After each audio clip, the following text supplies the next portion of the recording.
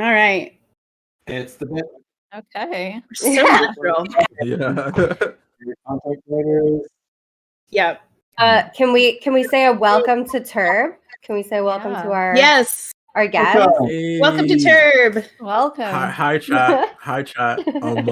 I'm Angel Turb today. Yeah, discording us all the way from heaven. Yeah. We really appreciate you calling in from such a long way.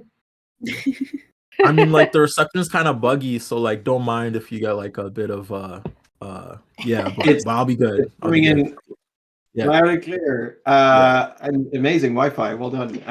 Okay, so the algorithm. It's a bunch of content creators. We're here on the Leftist Cooks channel, but we're joined by incredible content creators: Hoots, Kaylin, Mika from Ponderful, mainly Mandy, and special guest star Turb. It's fucking brilliant. Hooray! And I hope we're all doing very well. We're all feeling good about sharing content. Yeah, feeling great. What is it? We need We're making a soy face. We need a generic thumbnail. Right, the staring. I get it now. And I was so drawn in by the performance. Right. What is he pointing at? Amazing. Bro, thank you, Brad, too. You won't believe what happens next. And it is a very special day today as well, because it is the birthday of Hoots' channel. Yeah, today. I didn't realize this. I opened the dashboard and I got the little cake notification. And I was like, cute. I don't remember doing that. Are we all gonna sing? Did you guys know I have a YouTube channel? We could totally sing happy birthday. Yeah, we're gonna sing happy birthday while they like stare at us like awkwardly and don't know what to do. In like 6 different keys, because we're all in different places and can't actually hear one another. Right. Well, no, congratulations. 12 years old today. You and Hank Green starting there. Right at the beginning, at the top of YouTube. Yeah. You really should have done better by now, but you know, I know. It's pretty sad. Everyone goes at their own pace. That's true. Speaking of which, we have lots of creators to show you who've all been going at their own pace and giving it their all, and some of them are actually more successful than us today because we've just picked it based on amazing content, and it's the algorithm. It's a lottery anyway. Well, it's the algorithm. It's us trying to, for anybody who doesn't know, it's us trying to circumvent YouTube's horrible algorithm, because YouTube's algorithm picks things based on all the horrible social biases, and so there are a disproportionate amount of certain voices and other voices don't get heard. So we're trying to correct that with people whose videos should be seen and like really good creators that the algorithm probably wouldn't show you. So we're going to. Right on. So that's the remit. Hope you're all very excited. Hope the chat is very excited, and we'll check in on you in a while. I hope we're seeing some familiar faces and some happy profile names. I'm going to throw it over to our first selection, which I believe is picked by Mandy. This is Monsters, a queer trans reclaiming, which sounds fascinating. It is. I really love this video. A little bit of a story with this one. So I was doing a research for a video I did last year that was about the movie Aliens and being child free, like you do. And sorry, you're on my phone talking too. Sorry about that. And so I was looking at videos that like marginalized people were making and talking about the narrative of like relating to the monster, because I thought that was really interesting. And I just kind of stumbled upon this video and was like, how does this not have more views? How does she not have so many more subscribers? And I just absolutely love this video, and I hope everyone likes it too. So this is one of those, like here at F the Algorithm, we do, we obviously ask people to send us submissions and send us emails, but we also are trying to actively solicit good talent as well. Like if we see someone that we think is really talented, we want to reach out to them. And so this is what this is. This is me. I really liked this video and ended up reaching out to her and was like, hey, we got this stream. Can we feature you? And she was like, yes, please. So this is what this is. Right. I mean, someone might decide, and that's okay. Like, no judgment, but it could happen.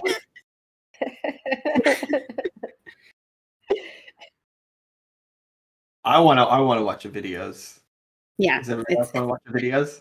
Let's do it. Let's go. Let's go. Let's go.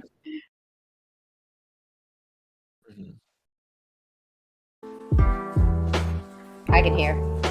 Yeah. I can hear it. When faced with the terror of inner darkness, instead of ignoring it, we can look into the mirror, make a scary face, and laugh. And the mirror will laugh back.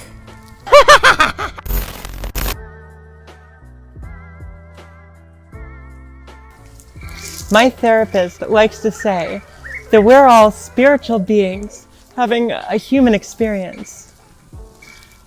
But I like to joke that I'm a demonic being having a human experience. I am a monster! I'm a monster. As a monster, I reclaim that which I have always hated, my whole self, being my whole monstrous self, including the chaotic and annoying bits, is expansive, joyful, and self-affirming. Monsters just have more fun.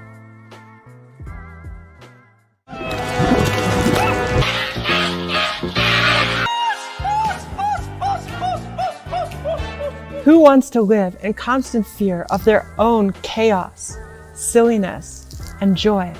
Not me. Not anymore.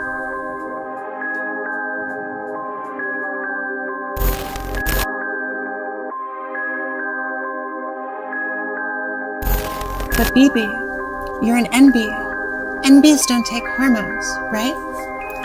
Shh. Hormones are a touchy subject in the trans community, with some people being like, the only way to be trans is to take hormones, and other people being like, wanting to pass is internalized transphobia. In the NB community, talking about hormones can sometimes feel like putting your hand into a beehive without getting stung. For me, hormones are another way to celebrate monstrosity. When I came out, I identified for 5 years as an NB. I thought that being non-binary meant that I couldn't also be a girl. I treated the labels like they were prescriptive instead of descriptive. But I am an NB and I am a girl. They're not exclusive. My gender identity is monstrous in the sense that it is bigger than any label. All gender is valid, period. But for me, hormones have been so good. As an NB girl going through second puberty, I'm more of a monster than ever. My new boobs are always sore or itching. I cry for no reason. Nothing is normal, and yet I've never felt so happy.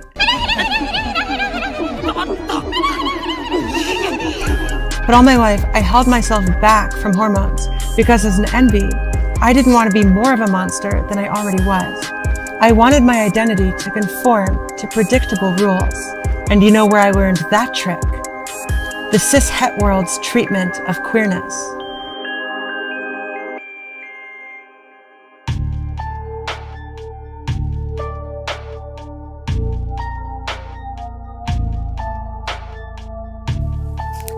Ultra-conservative outlets like InfoWars are obsessed with children. We know it. They often cast everything they deem monstrous as a threat to the children. At children's times, your children, these children look like they're 4 years old. You're 3-year-old, you're 4-year-old, you're 5-year-old. Black Lives Matter, vaccines, welfare, immigration. They say these things will to destroy any semblance of normality that you see in the bees. The reason the right is so obsessed with children is that they are blank slates with no idea of normal. Conservatives. It's there in the name. They want to conserve the norms. But children will absorb whatever definition of normal they are given. The right can largely be characterized by the attempt to pass down the world they inherited to their children. So when kids, as they naturally do, whether cis or trans, explore their gender, they are often taught to use shame, derision, or denial to suppress anything that doesn't seem acceptable. Trans kids who grow up this way are often unable to come out to ourselves until we're in our 20s, 30s, or even later. And cis kids who grew up this way can end up being violently transphobic. And I'm sick of it. I'm tired of it right now. I can't handle it more. Drag Storytime, a program housed in public libraries where drag artists in horrible demon psychopath outfits that make Pennywise look beautiful commit the horrible crime of reading picture books to children. Drag Storytime is extremely popular, and the American Library Association has pushed back against attempts by conservatives to shut it down. Now here's something I never thought I would say. Thank you, Alex Jones, for showing us why we need Drag Storytime. It's teaching the children that they might not be a boy or a girl. Just imagine how terrible it will be when these kids grow up to become adults who are more accepting of themselves and others. I wish that I had grown up with Drag Storytime. I would define what most people think of as drag as consisting of 4 things. 1. Transformation. 2. Hyperbole. 3. Embodiment. And 4. Gender. Alternative drag, the kind I love most, adds a 5th element to these 4. Overt monstrosity. Alternative drag artists wear demon horns and look like a complete alien from another planet, or a 400-pound goblin with clown makeup on, just hopping around. Some trans and feminist circles reject drag. They claim it appropriates the experience of womanhood, of having a trans body. This can certainly be true. RuPaul's Drag Race has been littered with trans slurs, while barring anyone with boobs from participating. But I find the total rejection of drag to be completely counterproductive. For drag artists who are trans femmes, AFABs, and/or drag kings, drag is a part of the intersectional fight for liberation. Dragula is a horror-themed improvement of RuPaul's Drag Race. Its artists, many of whom are non-binary, trans, and/or AFAB, make art not solely by transcending the boundaries of gender, but also by blurring the line between human and monster.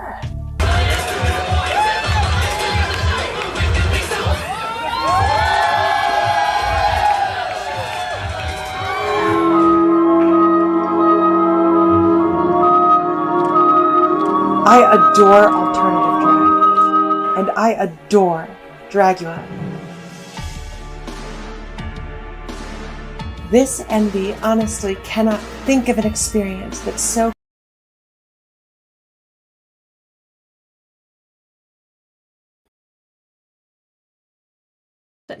there. Okay. Amazing.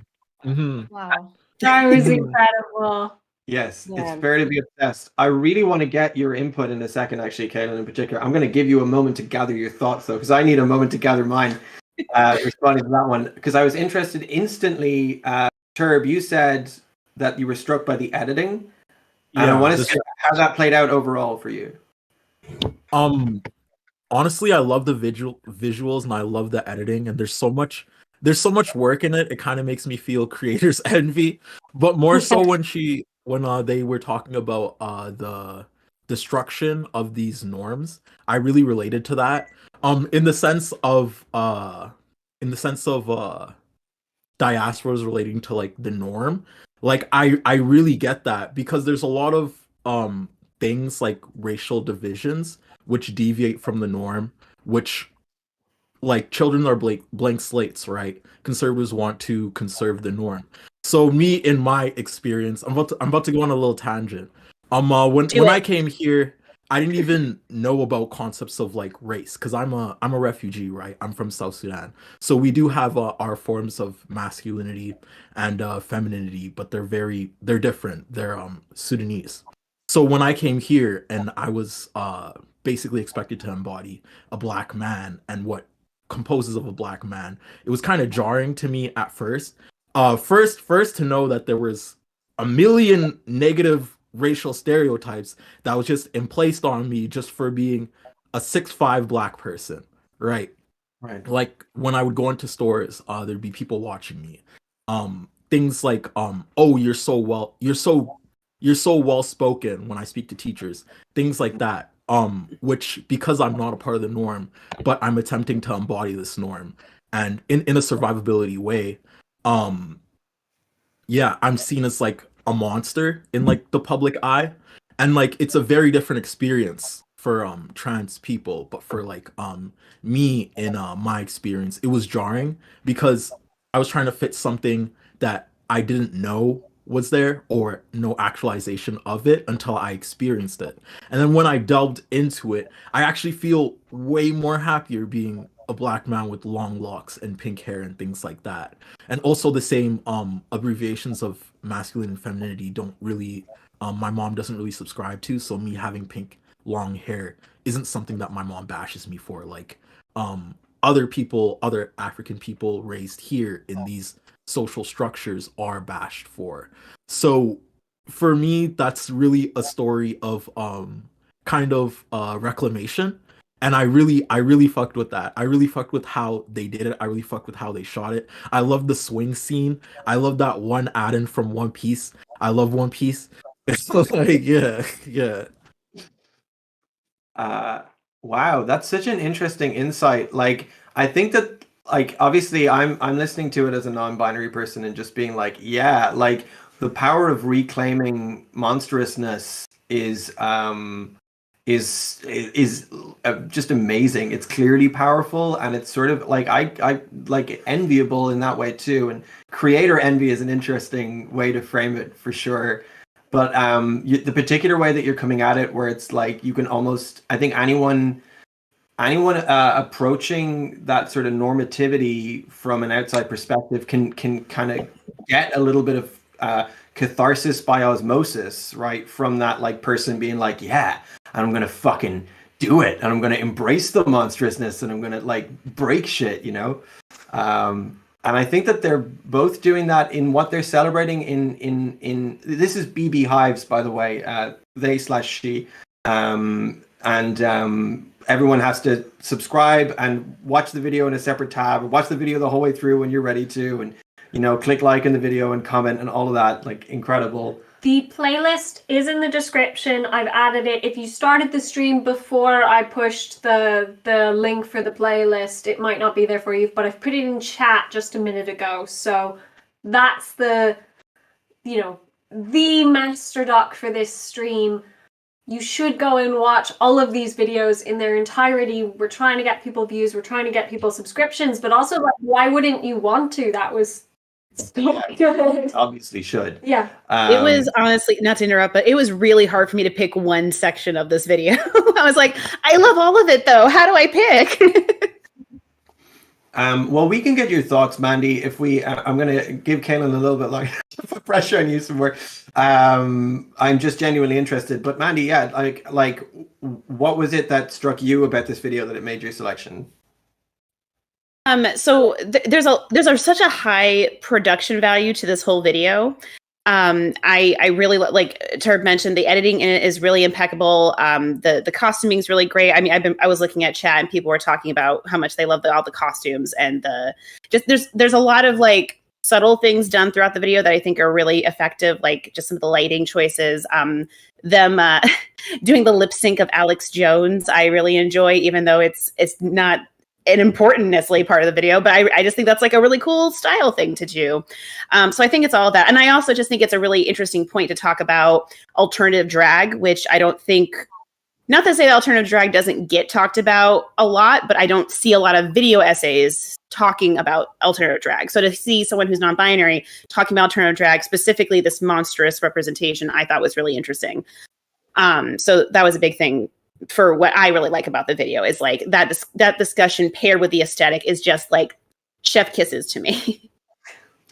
Yeah, I see it for sure. Like that. I think the combination of the personhood and then like what it is they're celebrating, in as much as this tiny section of the video, obviously the rest of it must be amazing as well. But then also the way that the video is delivered, I think, is also like doing this sort of fuck you, embrace monstrousness, and embracing that aesthetic. It's pretty amazing. Kaylin, I do want to ask you what your takeaway was from that.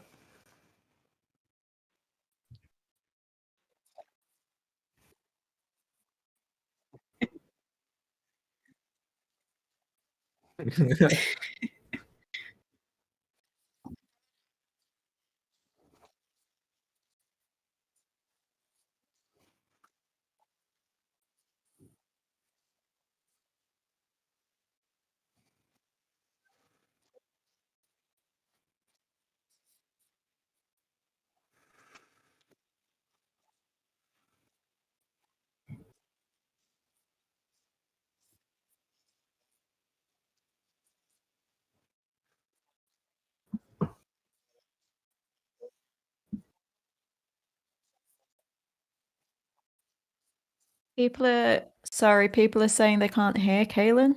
Chat. Oh no! I could hear. Yeah.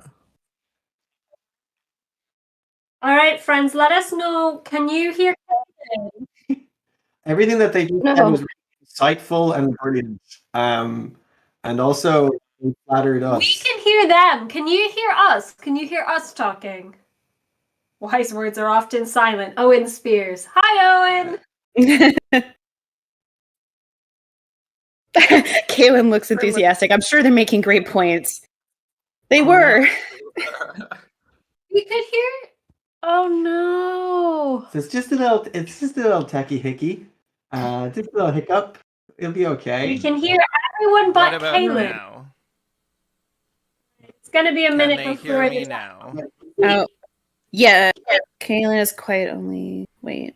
Yes. Okay, Kaylin. Okay, we can hear you too. Everyone, let us know if you can hear Kaylin. Okay, Kaylin, but specifically me. Yes. Yes. Oh wait, no. I think people are saying no. I can hear all of you. Everyone needs special care. Now people are saying yup. Don't say yes. I can hear Kaylin. We can hear now. Okay, we can hear you. Yes. Okay, I'm seeing a lot of There they are. Okay, they can hear you. They say you're still quiet though, so you gotta like do the projection, I guess. I don't do that. You were quite a lot quieter than Mandy, maybe that. Okay, we can hear me. Yes, I was saying I hate the video, and it's better than anything I'll ever do, and I'm deleting my channel tonight. That's what I was gesticulating about. I was very enthused. I thought you were also enthralled. So you were saying that the movement and the moving into the world and sort of like that creator envy and the way that they did it was what struck you. Kaylin, they can hear you, so maybe we don't fix it, but people are saying you're only on the left channel. I don't know why. Somebody made a very good joke about you being too left-wing for this sort of thing, but... I don't. I am not sure how I would fix that. And I don't think I have the time to do that now, but I'll try and do it during the next video. So enjoy me on your left for a sec.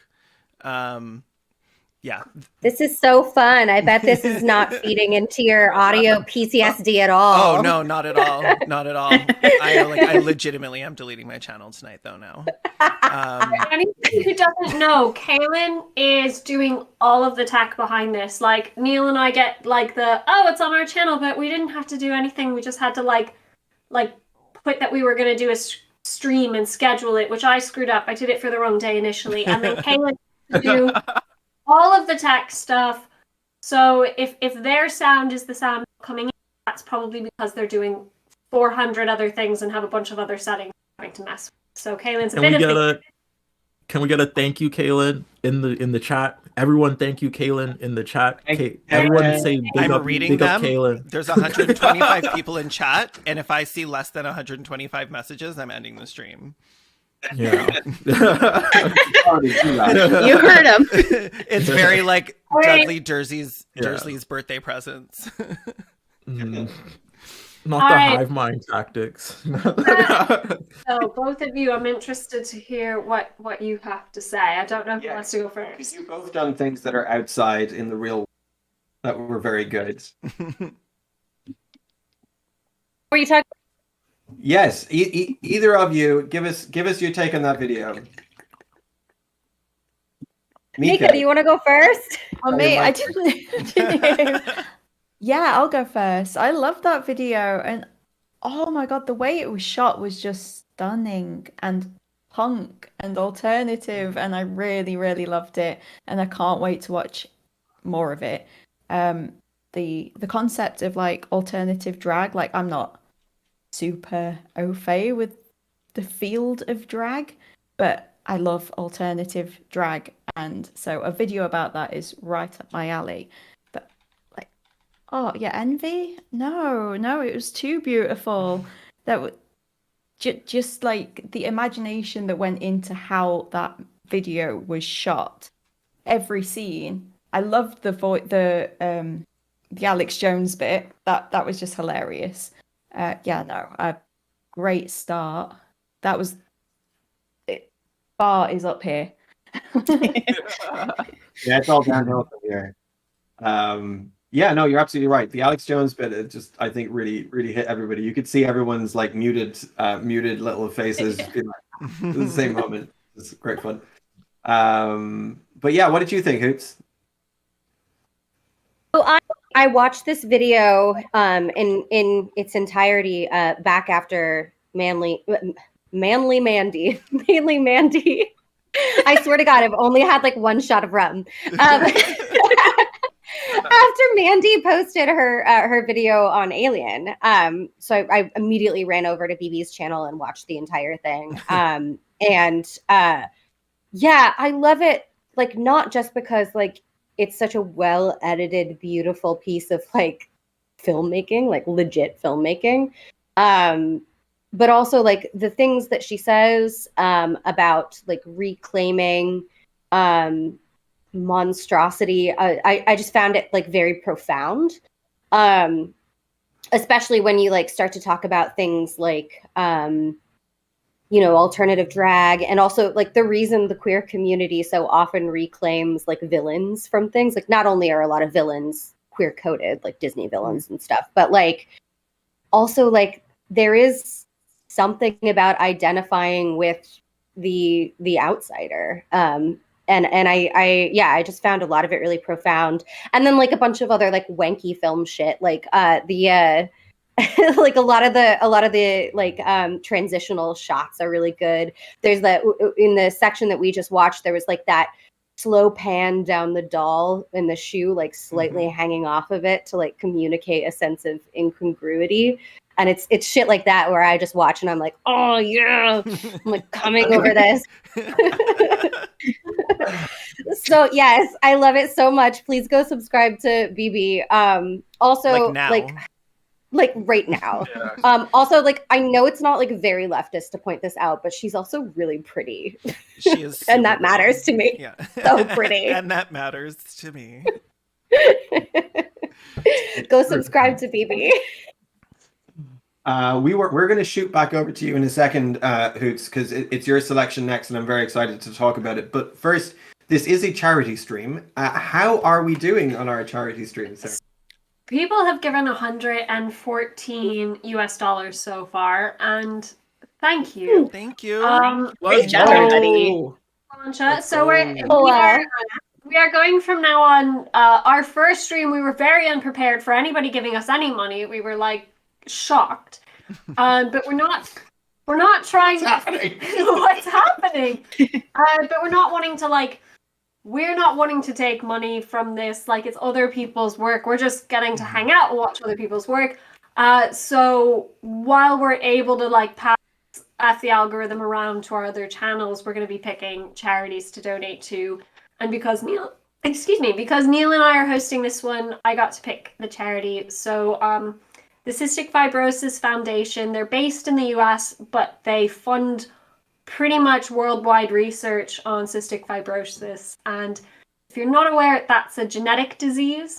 I don't know what percentage of the population it impacts. It's small, but it is deadly. And you're either born with it or you're not. And because of that, I think it's quite underfunded. I think people tend to fund things when they know someone who's had the disease or when they're afraid they could get the disease.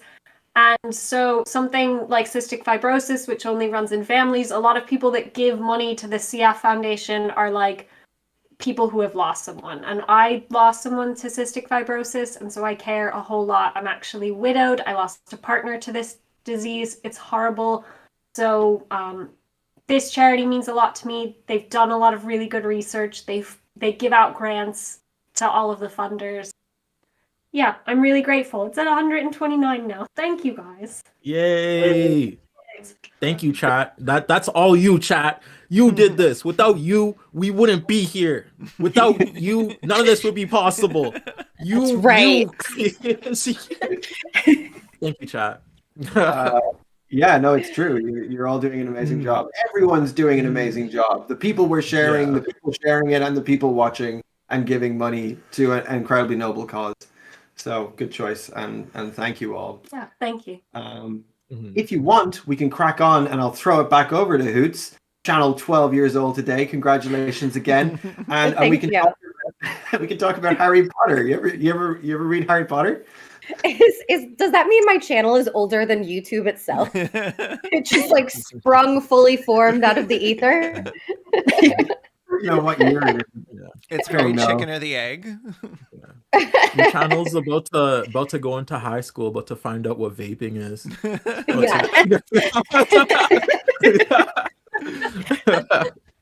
Oh no, not my channel getting popcorn lung.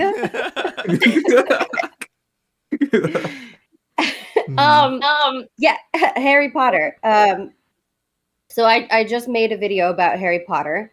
It was the most recent video on my channel. And in that video, I cited the video that we're about to watch in a section about the Fatphobia in the Harry Potter series. This is by a content creator called Okay to Be Fat.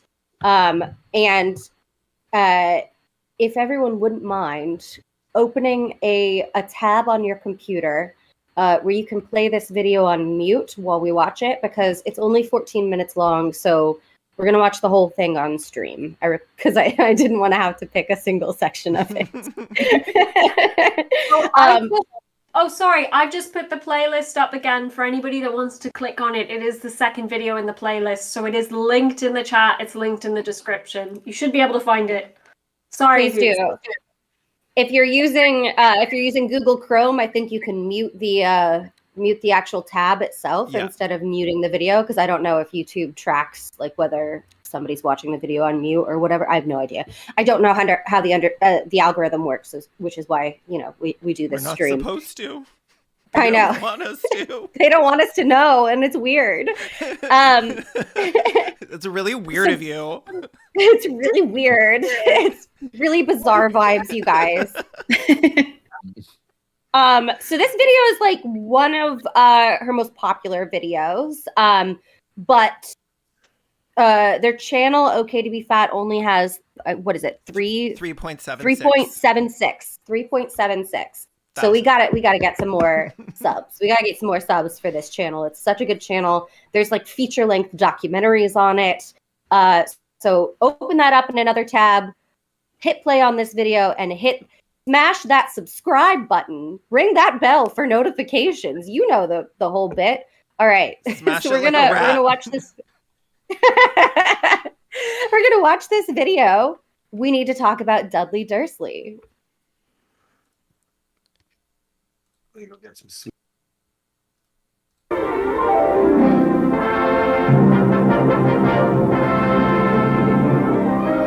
And here it is. So, I guess I'm gonna talk about fatphobia and Harry Potter. In the current climate of reevaluating Harry Potter as a work and J.K. Rowling as an author, I mostly see a kind of general acceptance that the Harry Potter books have a fatphobia problem. But what I don't see very often is an understanding of exactly how bad the issue is. As I was going through the books to prep for this, I decided that I needed to make a video focused on one character specifically, because we need to talk about Dudley Dursley.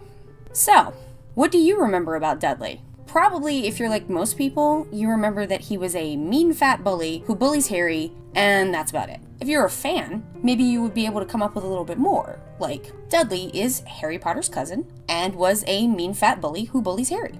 I think it's fair to say that he's not exactly overly explored as a character. My personal memory was that Dudley was a mean fat bully who bullies Harry and is redeemed in the later books after he loses some weight. And I wasn't exactly wrong about that, but when I went back and looked, it's so much worse than I remembered. The reason I wanted to focus on Dudley specifically is because J.K. Rowling is playing around with some really ugly stereotypes about fat kids. And I think that deserves to be very specifically called out as a serious issue that I don't feel like has been properly addressed at all. Okay, so let's begin with the general ways fatness is talked about in Harry Potter. Fat people's fatness is almost always mentioned when the fat characters are mentioned or described, especially when they are bad fat people. Dudley is described as having a fat head, fat wrists, fat arms, and fat legs. We are also treated to multiple mentions of Dudley having a big fat butt, because that's certainly an appropriate way for an adult to describe a fictional child. We also get other characters who have fat thumbs, fat fingers, fat cheeks.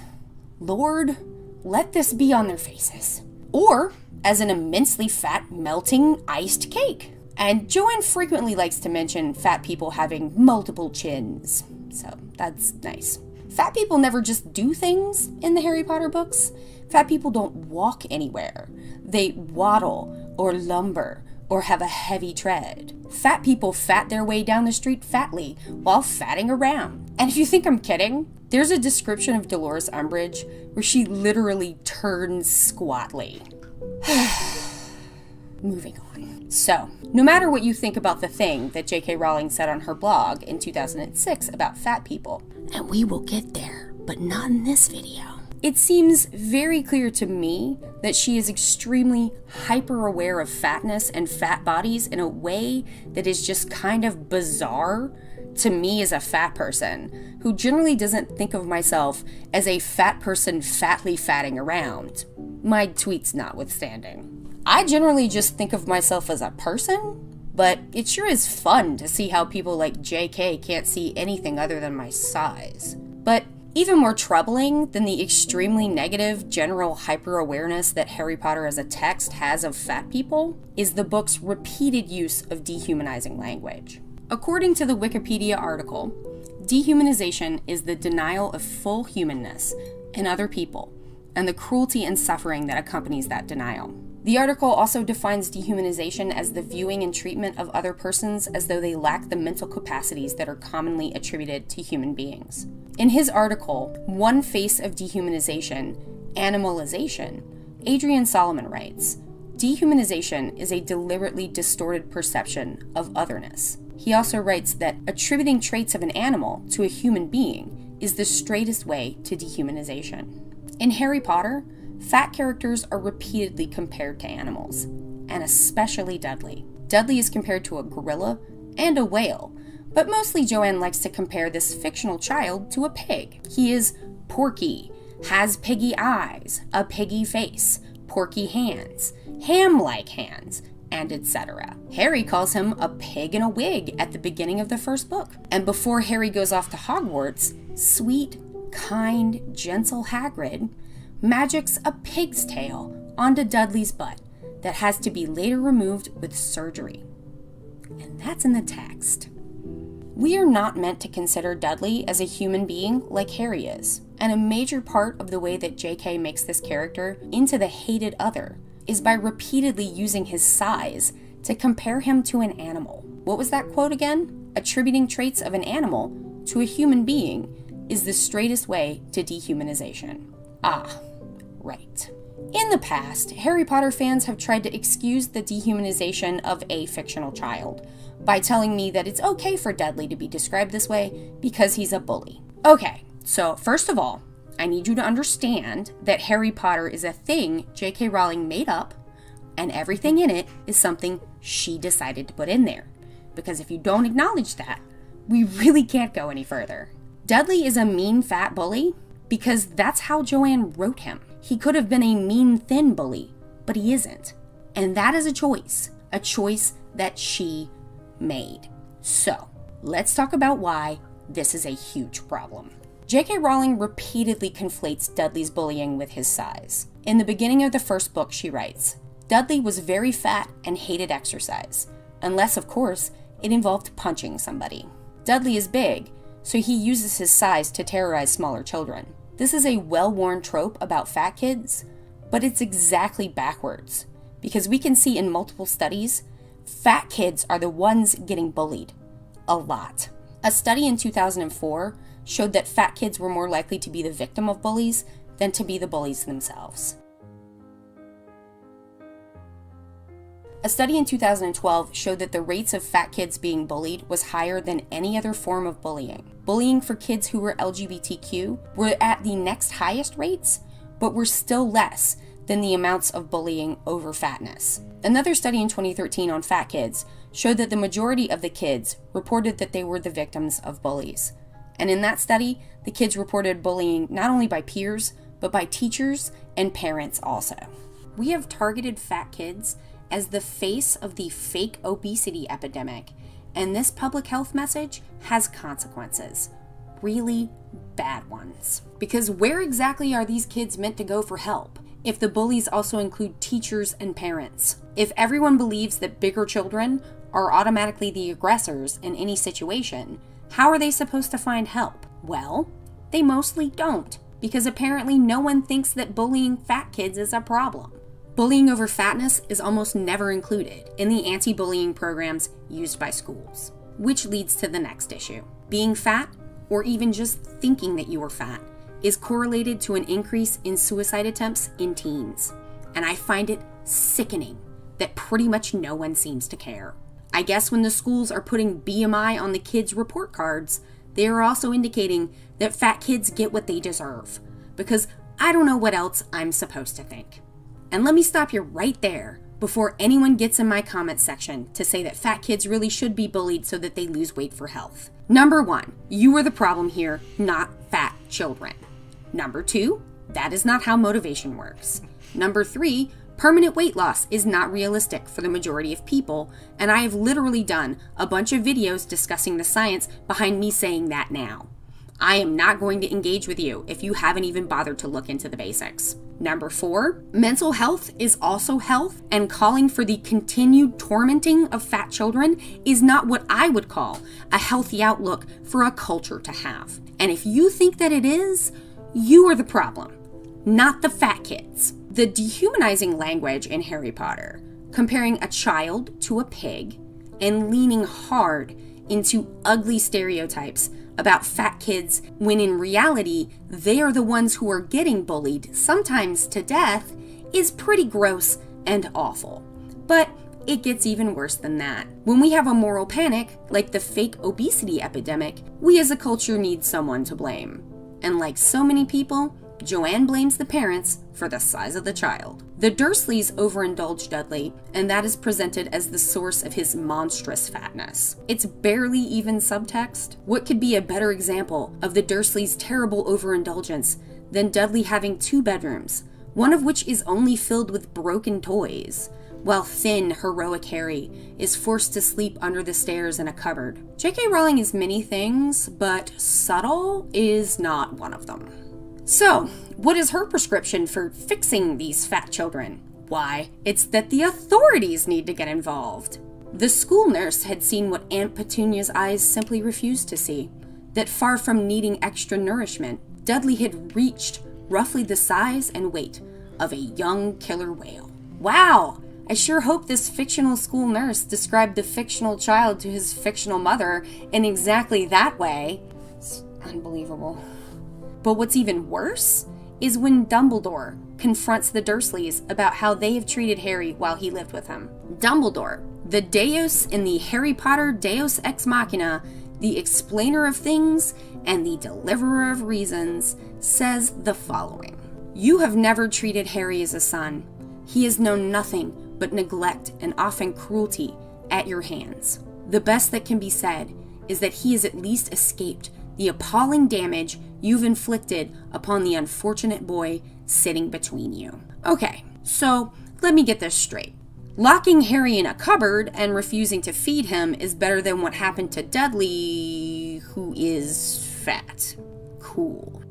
Maybe this didn't strike you the way it struck me. Maybe you thought that Dumbledore meant that Dudley is a mean bully. But first of all, does Dumbledore even know that?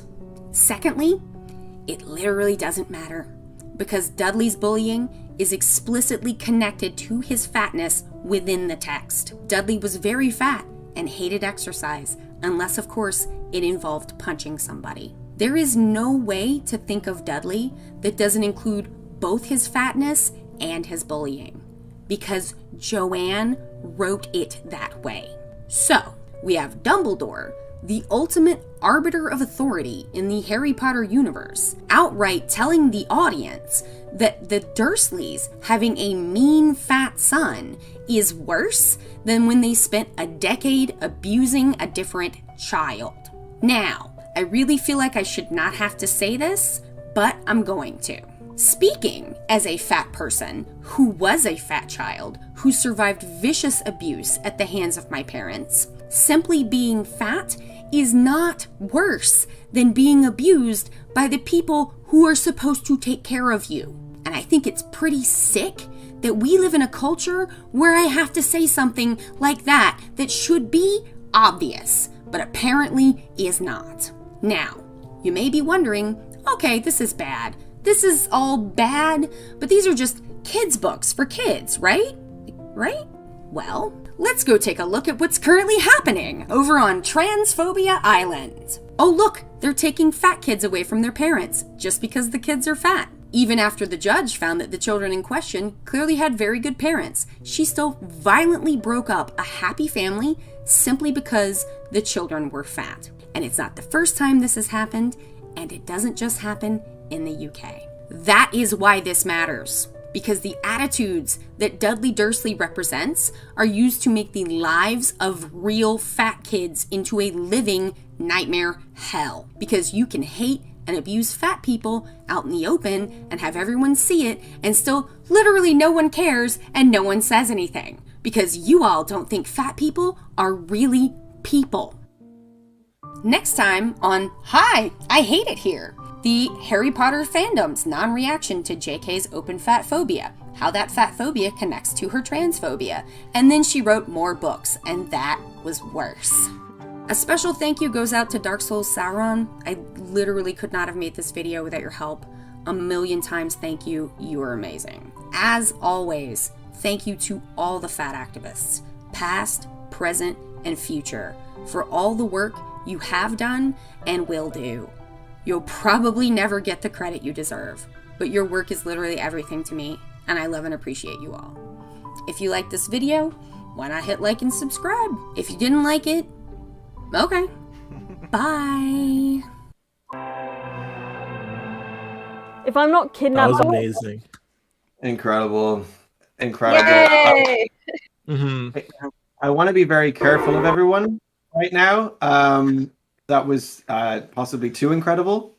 If somebody wants to have a word with it's okay to be fat, that maybe their videos are actually too good, and they should stop.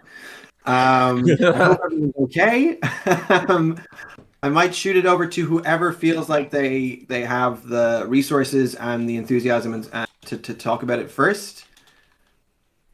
I'll go first, I guess. First of all, I love the outrage.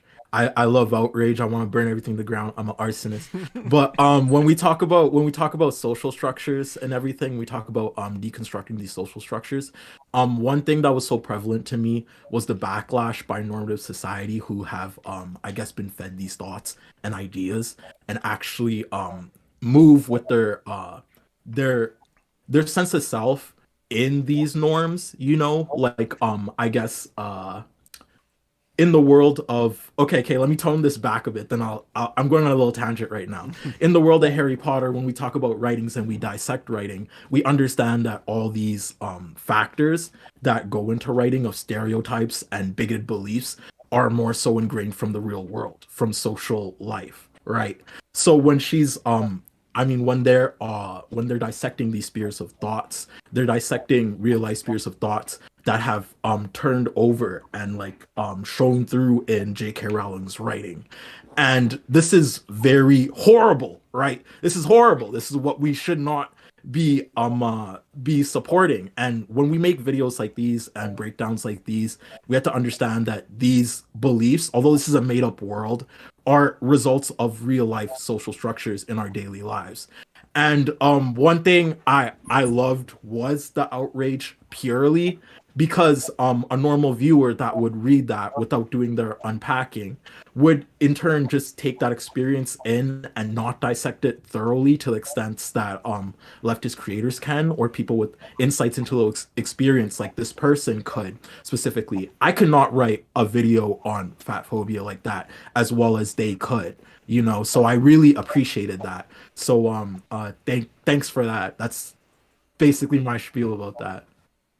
Yeah, I mean that was beautiful. That was beautiful. Yeah, I'm pretty shook after that one. A little ashamed as well, because I feel like I'm a little familiar with some of the academic research on fatphobia and the extent to which it's a stigma, and a stigma that doesn't get challenged, and a stigma that gets reinforced by parents and teachers and society, and unquestionably so.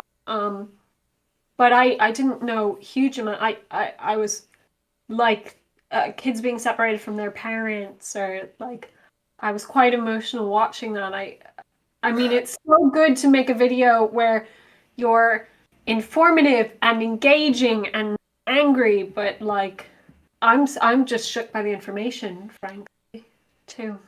Yeah. The report cards and the intervention from the Christ. British state. That was news to me too, and it's absolutely stunning. And yet at the same time, it's not really that surprising. And it's sort of like pretty consistent with where we're at. And you know, when you're a status quo defender like that awful J.K. Rowling person, you're defending something that is so foundationally evil.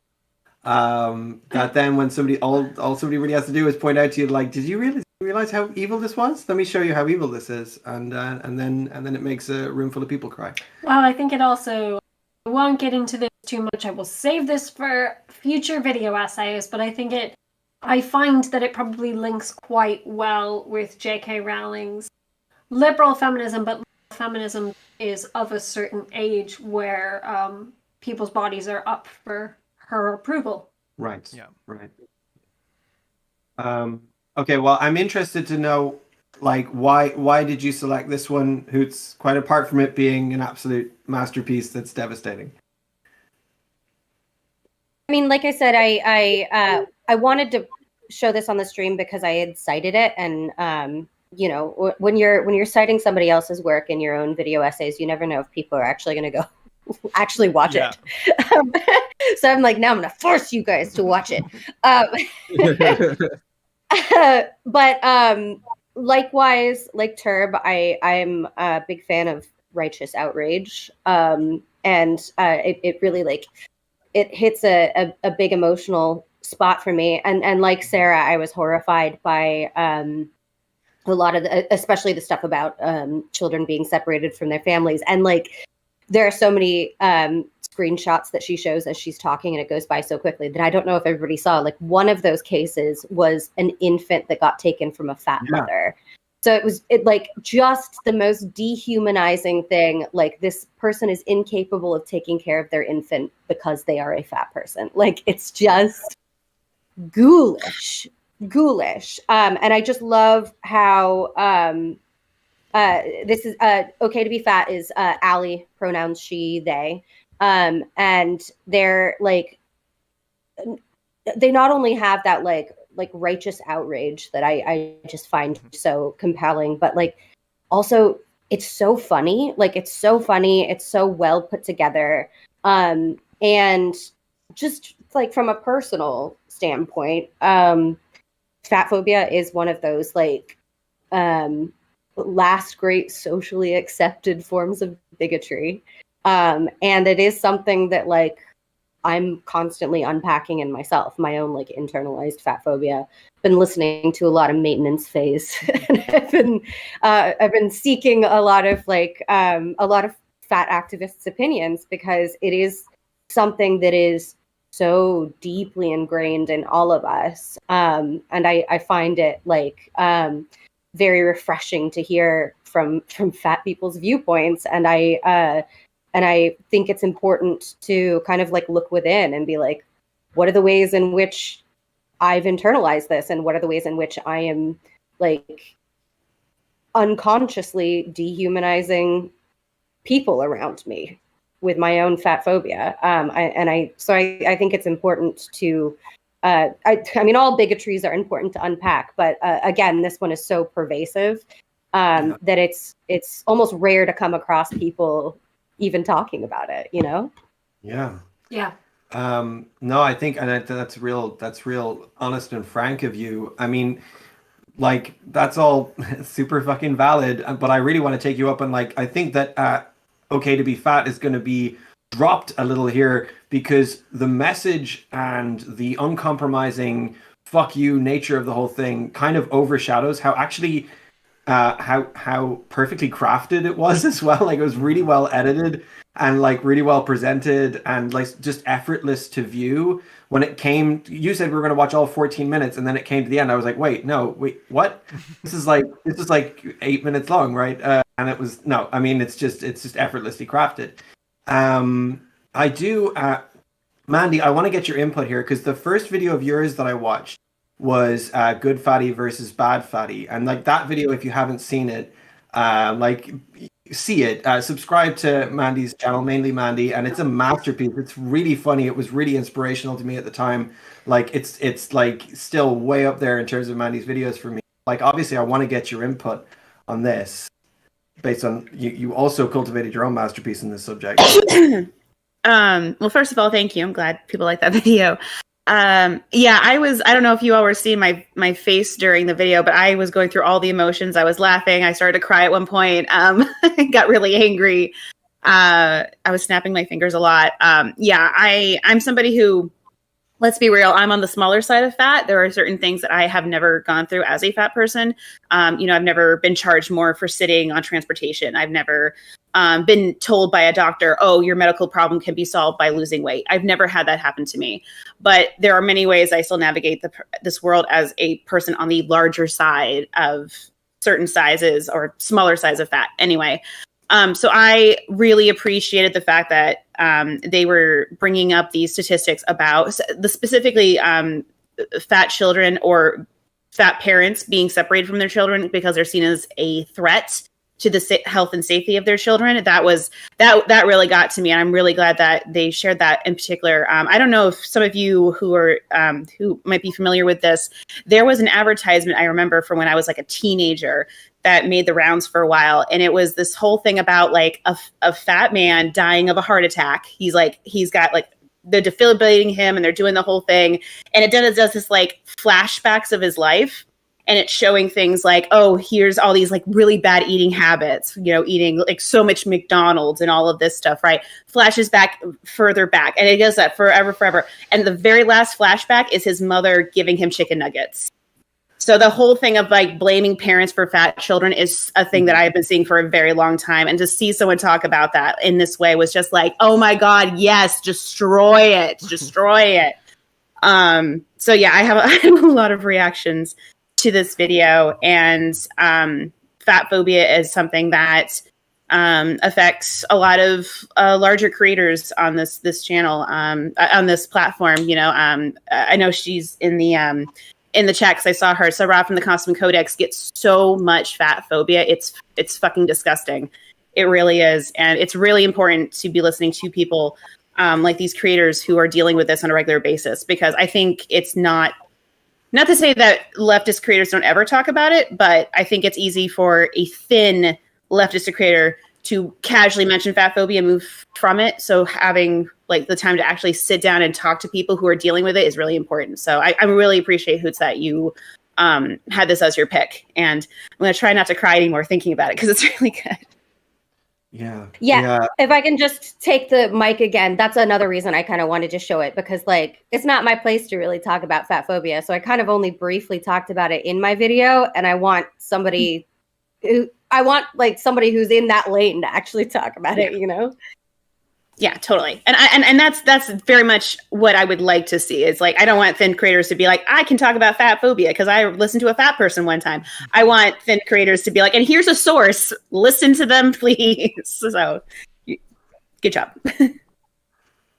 Yeah, and I'm going to be so happy to, because the other thing is we try to create like an ever expanding and probably unwieldy community of creators, as well as platform them here.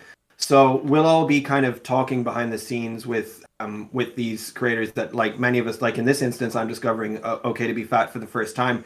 And I'm really looking forward to kind of like talking about the process with, because it's been great so far in the last 2 streams that we did. You get to talk to these people, and we can all share our like worries, and we can all share our like process or whatever, and then it expands your own vocabulary of intersections, and kind of like you're able to seek advice or defer to someone who maybe is in that lane, and it makes for everyone then can have better content ultimately.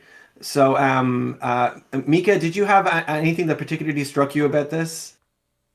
Yeah, certainly. It was a really special video. I was bullied at school for being fat, so that was quite an emotional watch. I knew there was fat phobia in Harry Potter. I haven't read all of Harry Potter, but I didn't know it was so bad. Seeing it all sort of laid out like that in black and white, that it's just, they are bad books that they got to that they got to where they are, especially even as children's books. Like people say, oh, they're children's books, it's fine that they're bad. That no, these are impressionable people. They should be reading good literature. Harry Potter is not. And that becomes clearer and clearer the more I hear about it, the less I like it. No, seriously, that was a bit of a surprise. I'm actually less shocked than some of you to have heard those headlines of social services removing children from families. Unfortunately, that surprises me not so much coming from the UK. But yeah, just incredible video. Absolutely an important thing. Just the representation that kids are faced with, especially, and then the fact that the parents, and then it's just this whole family dynamic that's just being torn apart by just fat phobia and nonsense stereotypes and lies and myths about fat people. And yeah, that was incredibly well made, well written. It flew by. Amazing video. I'm so glad to have found this channel. I've never heard of them, so learning things. Same here. Can I just say just before, Infernal Ramblings just donated $200 to the Cystic Fibrosis Foundation. Yay. Shout that out, thank you. Yeah. Nice. Thank you so much. Oh my God. Okay, we can pop it in. Forget $200.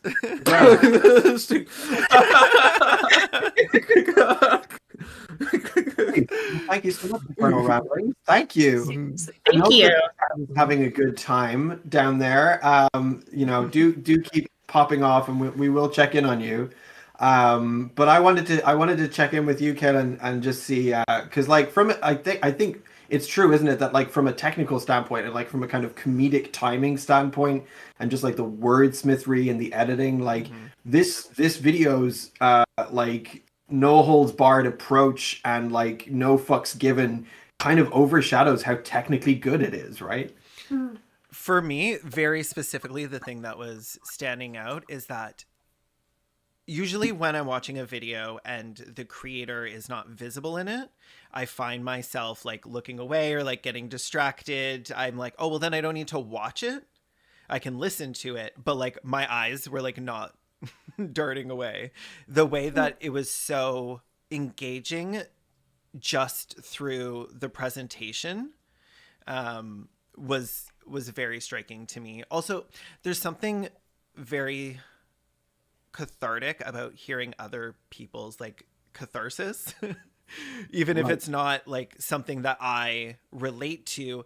There it seems like pretty much like all marginalized groups, all the conversations that are happening around them, but like never like including them, which is very striking, like especially right now with like all of the trans coverage, especially coming out of the UK, where it's just like a panel of like 3 cis people talking about it. But like whenever whenever I see anything even remotely touching on fat acceptance online, the comments are like the vitriol and the like claim to that the vitriol is in the person's best interest is something you don't see often, like lobbed at marginalized people. Like you see it like especially with like ableism, but like very specifically it was being able to see somebody get to say what they want to say without having anybody be able to like say anything back. I really appreciate that kind of presentation where you're not actually trying to address any of those negative stereotypes or anything. You're just saying how you feel and like the actual truth behind what's happening without having to like engage and play defense. I really appreciate that when I see that in a video. Yeah, I'm totally with you. I think that's similar to what Turb was saying earlier on.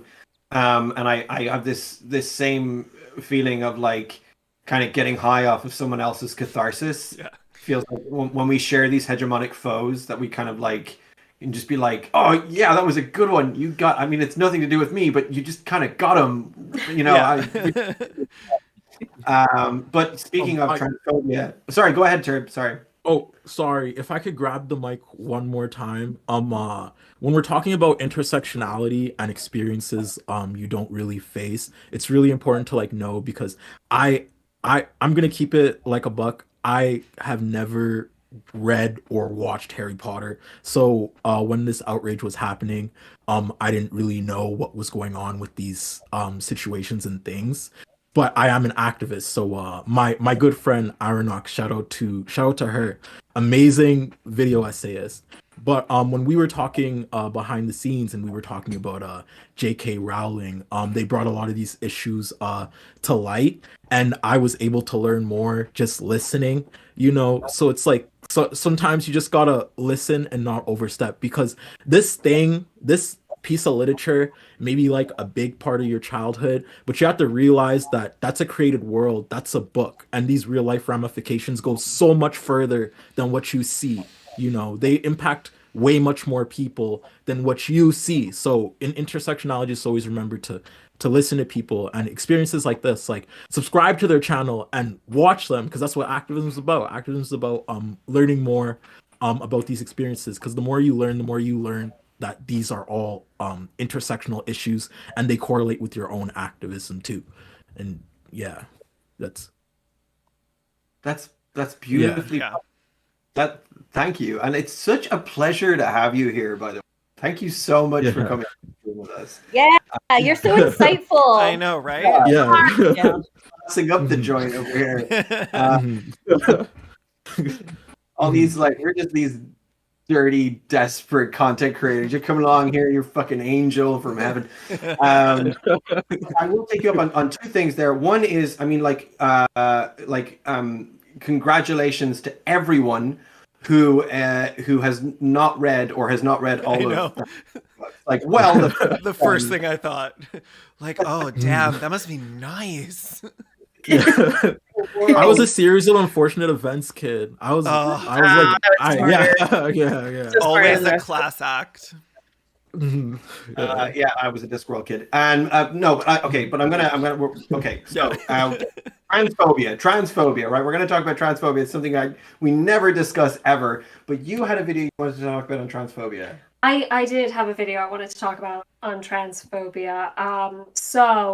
The next video was one of my picks. I'm greedy. I picked 2. I've done this twice now. I'm so sorry.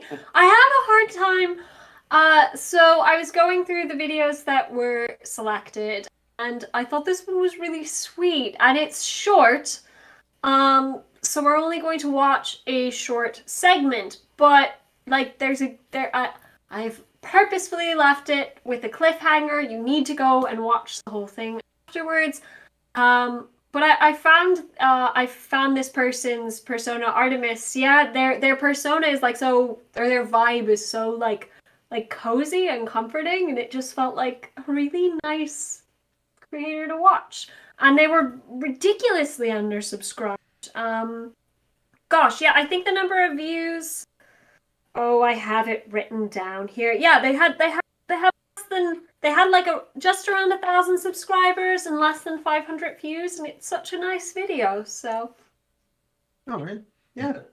Well, then we're all gonna subscribe, and we're all gonna watch the video in a separate tab, either now or later. Watch it the whole way through, and that's how the algorithm works. We think. Yeah, you can watch it in a separate tab now, but you'll be doing yourself a disservice. You should go and watch it later, because then you'll get to see the video or.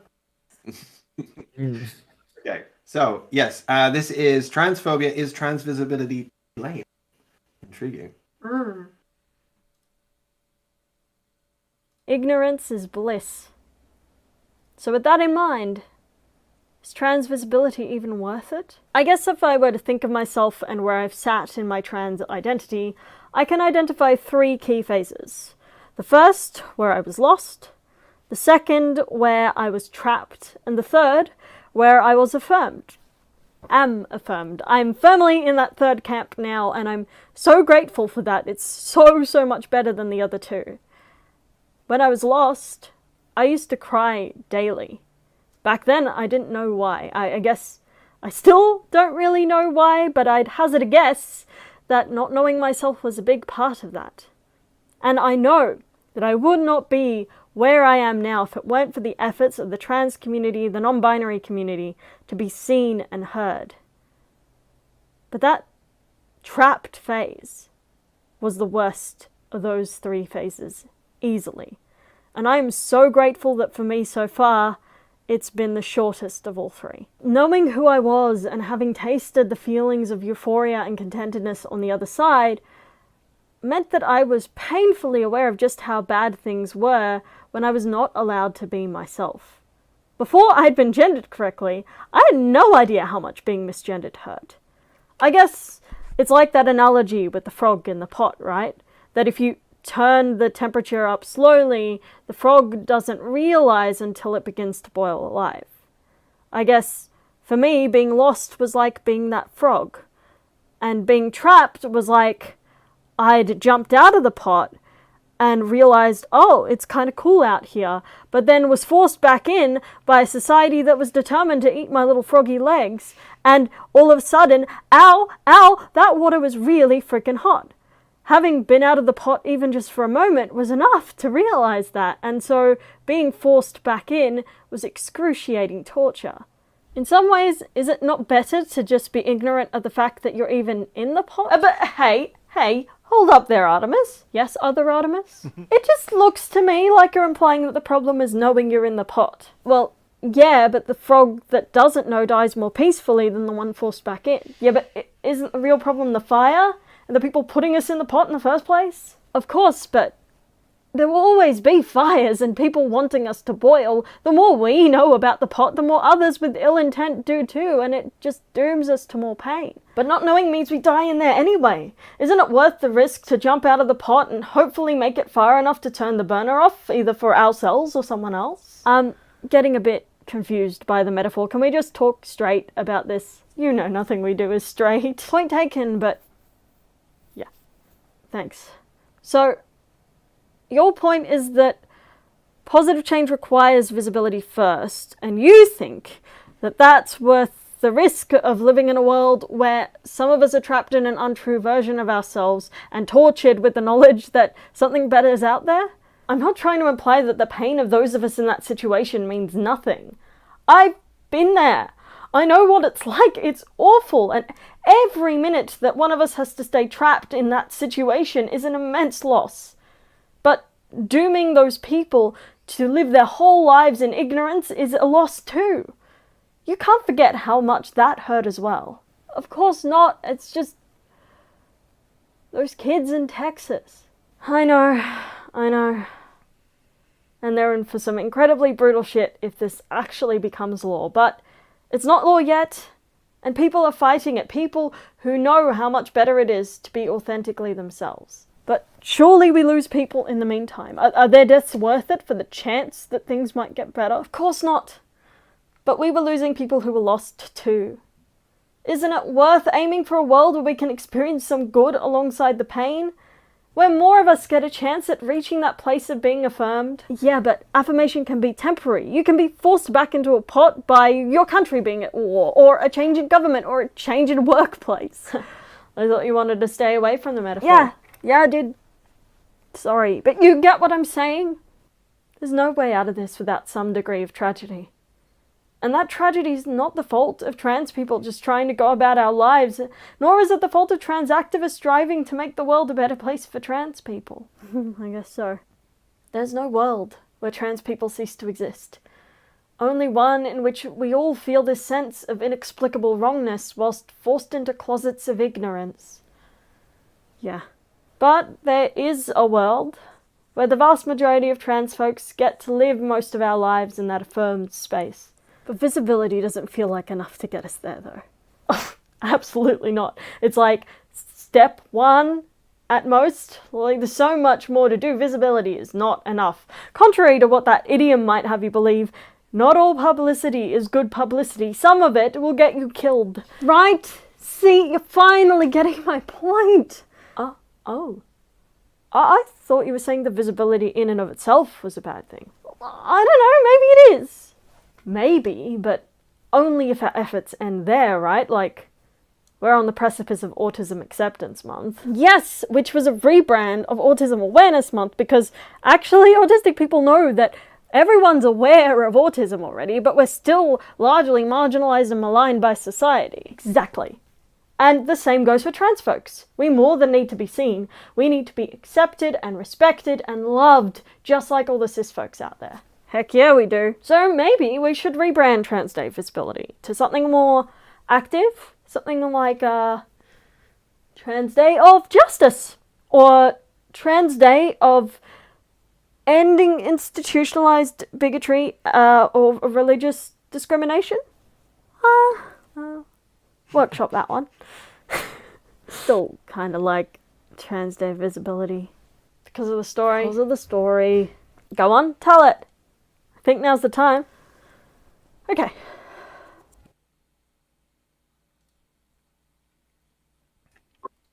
Awesome. Wow. Great choice. Choosing the timestamp there to cut it off was a little mean, because I was like, Sarah, I was watching that. Yeah. But... I want to hear the story. Okay, so why did you pick that one, Sarah? I thought it was really good. I started, the whole video has like interesting acting choices and interesting storytelling devices, and And even here in this very small section, like there's two completely different storytelling devices with the animating the pictures and then the back and forth conversation. And the whole video is just so creative with that. But then, like, it's quite moving content-wise as well. And, like, as just a cis but queer person, there's that debate I think you can sometimes have. I don't know, I've had that debate. So I thought it was really interesting with the way it was covered and, like, you know, the debate about staying closeted, you know. For sure. Yeah, I felt quite almost like kind of deeply pinpointed, pushed on this exact debate, and it is often that a video essay will use the Socratic dialogue thing. We've done it. We've done it many ways. I'm going to get to each of you. You're all fucking done different kinds of it. But that was one of the best examples, actually, because it was kind of genuinely ambiguous in the center of like a kind of one perfect answer for how to deal with that. Sorry, I don't mean to cut across you, but I think that was, I was actually pretty impressed and moved and specific on the subject as well. Yeah, and the little bits of humor scattered through, like, hi Artemis, yes other Artemis, like, you know, it's really... Yeah, really masterful. Trans Day of ending bigotry, and it was great. It was neat. But one of my other favorite examples of Socratic dialogue for comic and storytelling purposes in an essay is Ponderful's ongoing climate saga. I'm sure one day you're gonna stop climate catastrophe. But in the meantime, those are some of like the best videos on the internet, by the way, everyone, if you're not already subscribed. But like, so from your perspective, like, I mean, any of the above, but like, yeah, it was a neat way to do it, wasn't it? Yeah, it was so cool, and I really enjoyed the vibes.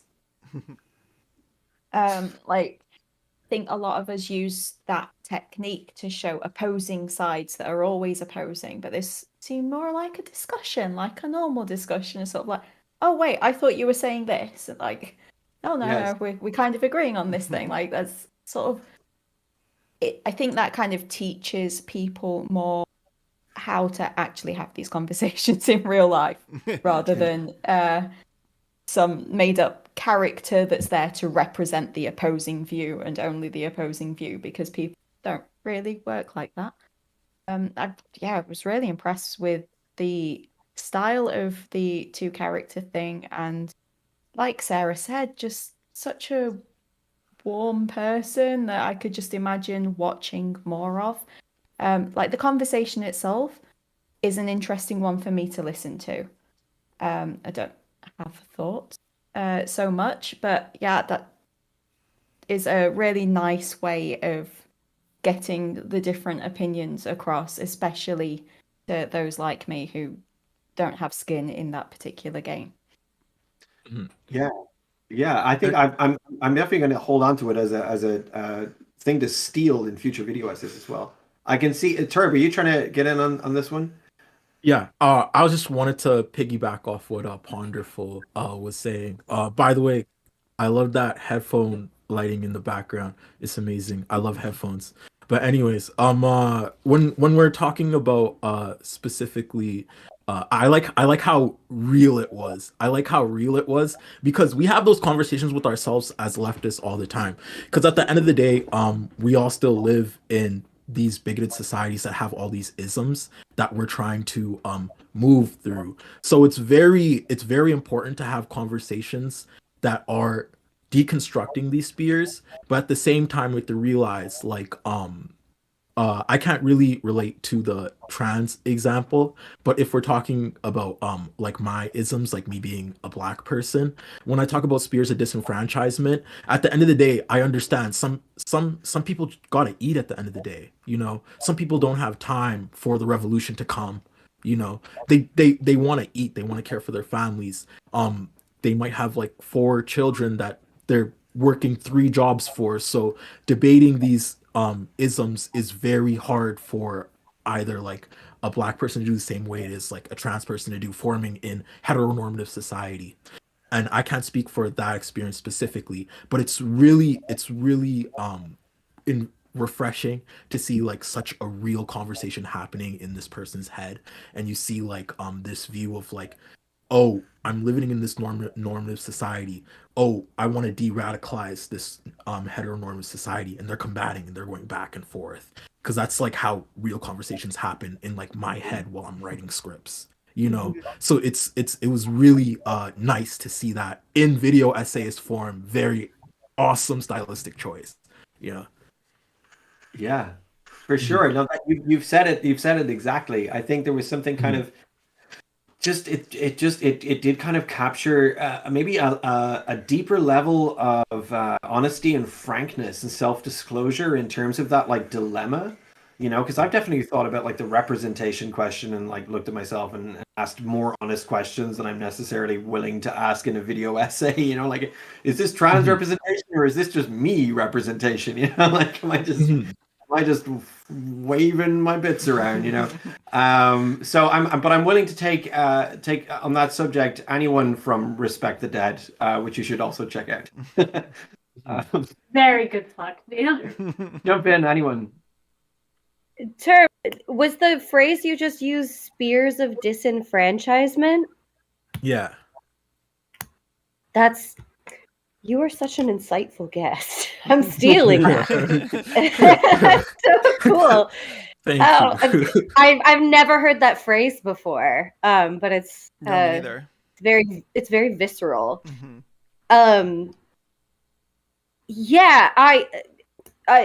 This was a really I need to go back and watch the rest of this video. This was really interesting for me to watch because right now I'm working on a script that deals like pretty directly with the like representation discussion quite a bit, and it's good to have these so like in the normie world and in like centrist and right-wing spheres, they're having like the conversations of like should trans people exist, whereas on the left we're having like these more nuanced discussions of like, okay, we all agree that trans people should exist. So now, are our goals just representation or is it justice? And I think these are, I don't know. It's good to. So much of our content seems to be aimed at those like centrist right-wing people, like where we're trying to convince them, like, no. We do have a right to exist. People do have queer people have a right to exist. Trans people have a right to exist.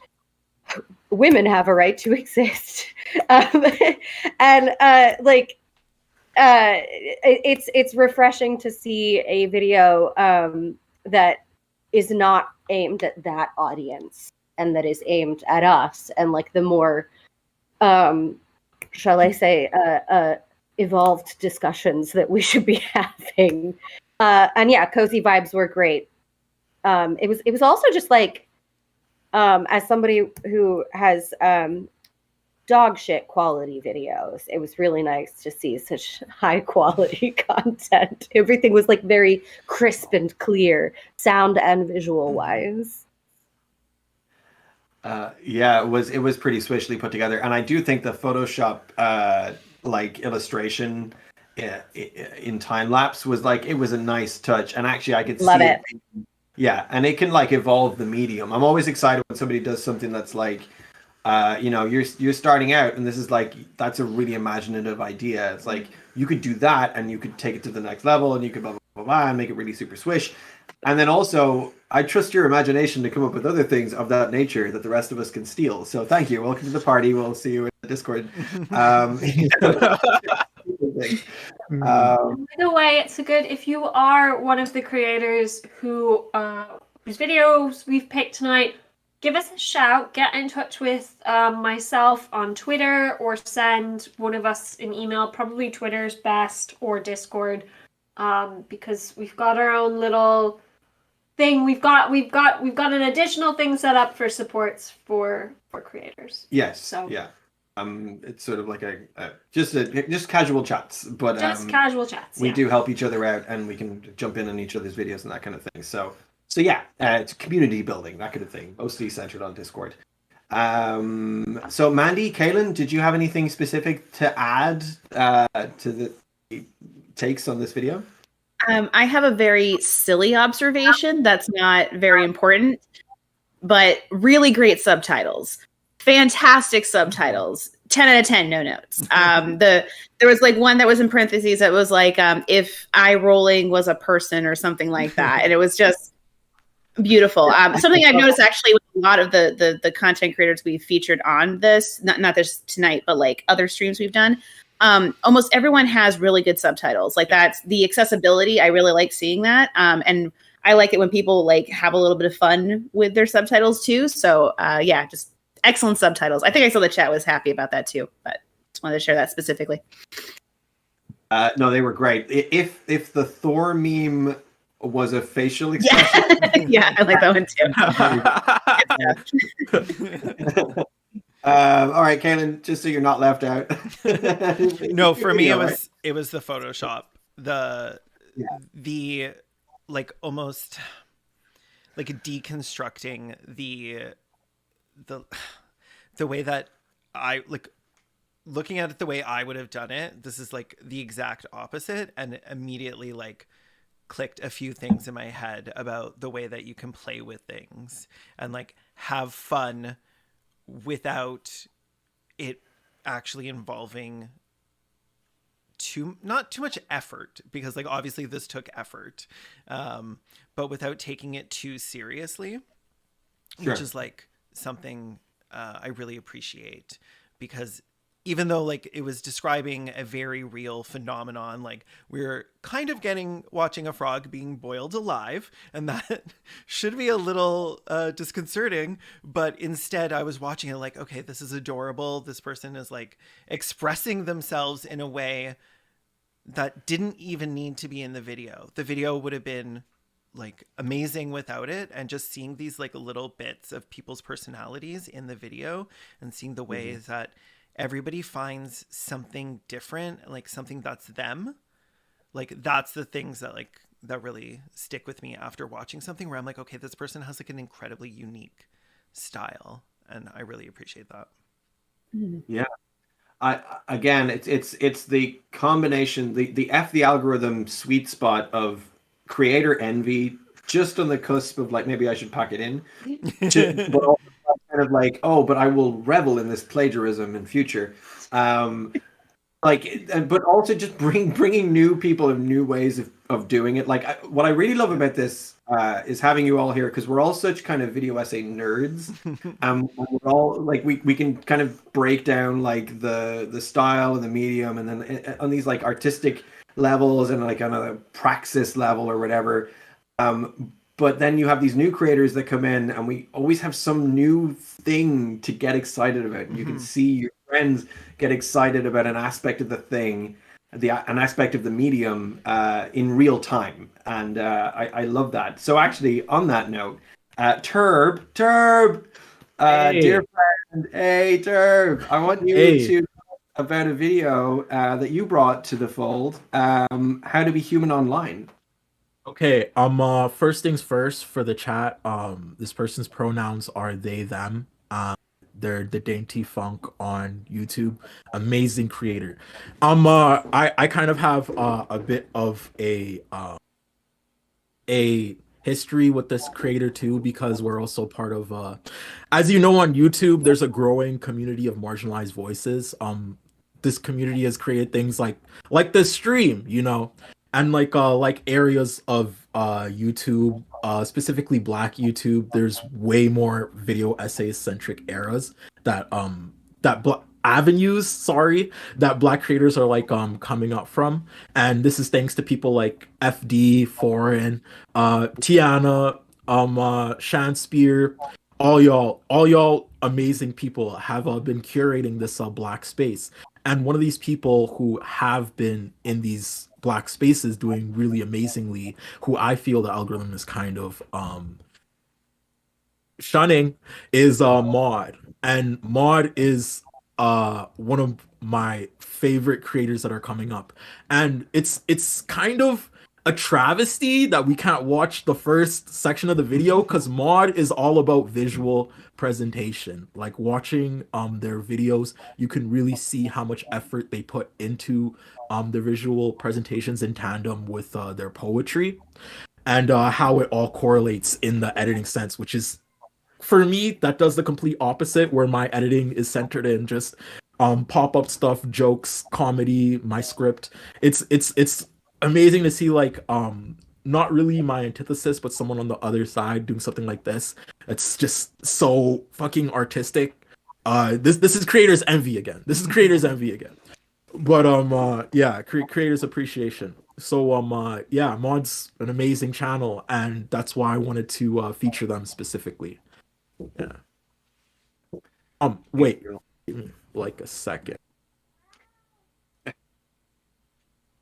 I mean, yeah. Well, I'm very excited to see, and I trust Turb completely.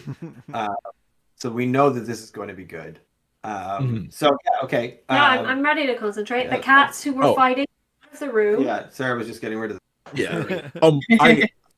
Sorry, I didn't really finish. My sister just knocked on the door real quick, and I had to answer. But this video specifically is talking about what this whole stream's about. It's about policing online specifically, and it's about how marginalized groups have to kind of act online through a secret like surveillance system algorithm that kind of basically has a passing point. What's it called?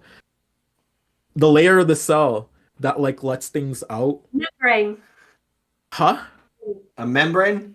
Yeah, a membrane. So the algorithm acts as like kind of a membrane which lets out like specific people from like specific groups, right?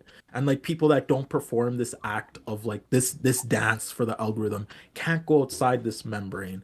And like Mod's channel touches on this subject amazingly, to the point where my next video essay where I talk about this membrane of YouTube is Neil edited some of it is very based off of this video. So I really wanted to showcase this video. Yeah. Even more exciting. Yeah. Okay. Oh, excellent. Yeah. Excellent. Okay. All right. Mm-hmm. Yeah. They're gonna live up to it. It's gonna be so good. Mm-hmm. I'm super excited for this one. Just like this one visual right here. I'm like I'm already so in. Yeah. Okay, we ready? We good? Before the beginning. Now, I'll ask you to perform a thought experiment with me. Technology is an application of scientific knowledge for practical purposes and aims for human life. Some who abide by stiffer, less poetic meanings may align themselves with the second definition: machinery and equipment developed from the application of scientific knowledge. If the machine is an apparatus using or applying mechanical power and having several parts, each with a definite function and together performing a particular task, and mechanical power refers to the rate at which work can be done, what would you call the slave? Perhaps it is a bit of a leap to call the slave a technology, though it is a leap I'm willing to make. Eventually. I only mention it to posit that the massifying of consumption and surveillance began long before the internet. So, if you would not understand the slave as a robot, perhaps you'd understand it as automaton, machine, tool, commodity. If the disciplinary gaze of the panopticon is a reflection of the archetypal power of modernity, then the slave ship too must be understood as part of the violent regulation of blackness. Hi, Editing Mod here. I realized that I kind of assumed everyone would know what the panopticon was, which is my bad. Basically, it is a disciplinary system or model created by Jeremy Bentham to describe a glass dome-like prison structure where there is a guard watchtower and prison cells are exposed 24/7. The spirit of the model implies that although the guard cannot possibly watch the prisoners for 24 hours, the prisoners do not know when the guard is watching, and so they are encouraged to act like they are being watched 24/7. Therein, panoptical refers to that corrective behavior that we participate in when we have the feeling that we're being watched. Michel Foucault, or Michel Foucault, I'm not really sure how to pronounce these white-ass names, expands on this theory by questioning the increasingly governmental influence in the private sectors of our lives, and how the panoptical structure is not just found in the prisons, but in schools, in hospitals, in the factory line. The panopticon is not just a disciplinary act, it is a way of life. Foucault also says that the panopticon is a symptom of the modern condition where punitive, cruel punishments are no longer necessary and preemptive disciplinary action is more common.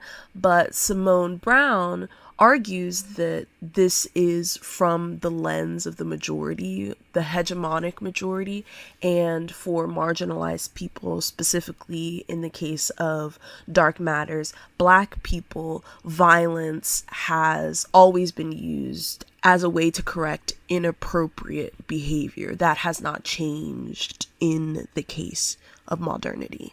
Before the advent of biometrics, the Black body was used as an identifier. Physical branding on the body by slave owners, and the Book of Negroes, a document that records names and descriptions of 3,000 enslaved Africans who escaped to the British lines during the American Revolution.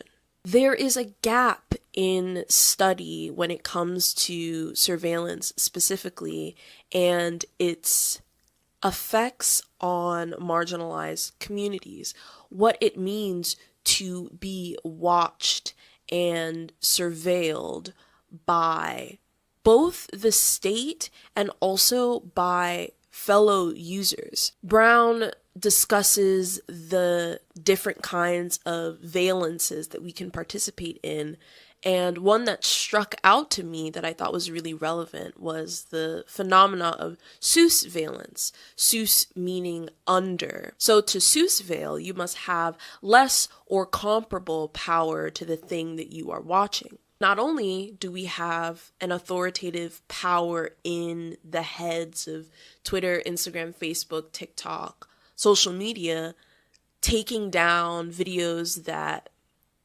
are on the surface possibly violating community guidelines, but are disproportionately affecting marginalized creators or users on the platform, we're also seeing a disproportionate policing of users who are being sousveiled by other users on the platform who, once again, disproportionately police marginalized creators and users on said platforms. Commodity racism, referring to using certain images or quotables or stereotypes to sell products.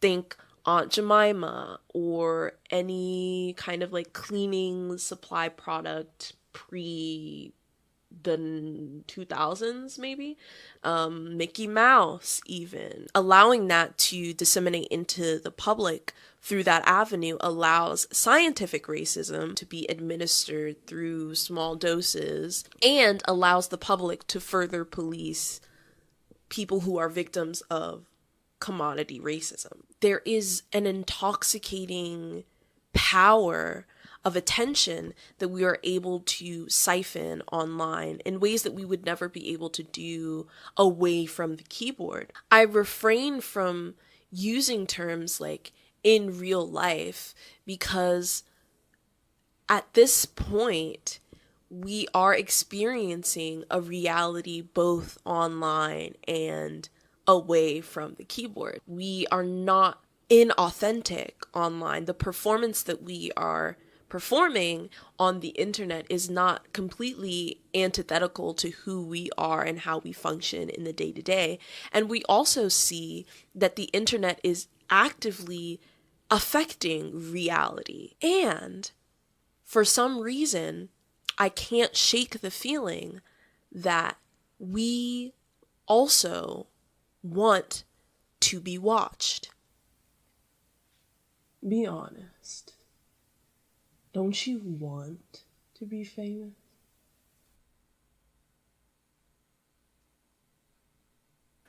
Oh my god. Hey, So fucking good. Yeah. Oh Yeah. my Right. I want to keep watching. I know. Yeah, that was just the commentary part, but like they usually do an amazing intro that's just a whole poem and like outfits and everything. So like for the viewers out there, like that's just the commentary portion. Watch the video and you will see art. You will see art. That's all I'm gonna say. Yeah. It is definitely art. It's beautiful. I've actually seen this video before, and it's amazing.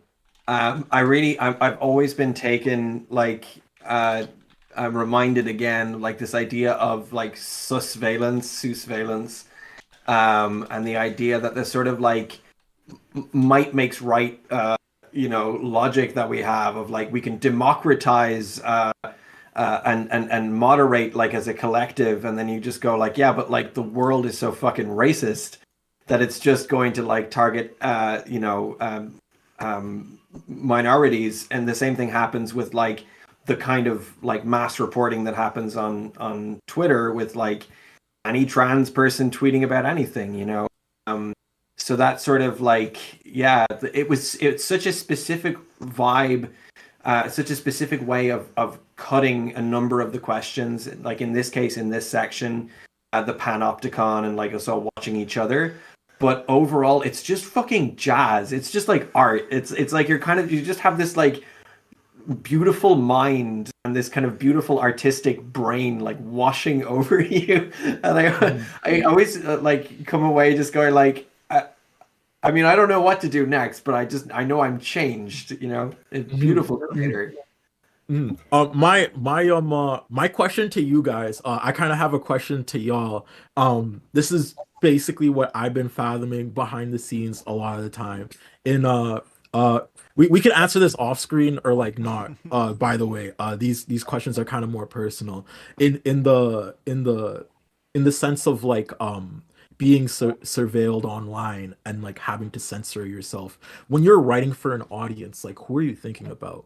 Because for me, when I'm writing for an audience, my majority of my audience is white, so I'm always having to think about white people. I always have to think about, oh, this is how I have to talk to white people. This is how I have to perform for white people. This is what I have to do for white people. Because my favorite video that I've ever released was called Reframing Black Culture. But I started that video saying cracker colonizing cryptoids. So it got demonetized and get sent into the algorithm, it's my least viewed video by far, But no. The video I did on Wednesday where I was thinking about white opinions, dissecting white opinions, doing things like that, 100K in 7 days. So it's like things like that where like the policing and the watching of your audience directly affects you as a creator. That affects the way you write, that affects the way you interact online, that affects the way you move online.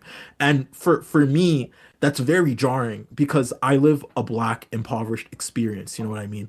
Outside of the screen, like two days ago, I was literally home invaded, So it's like there's real realities happen. And if I was writing for Black people, my script would look way different. I would talk about trauma, Black trauma. I would talk about Black disenfranchised trauma specifically.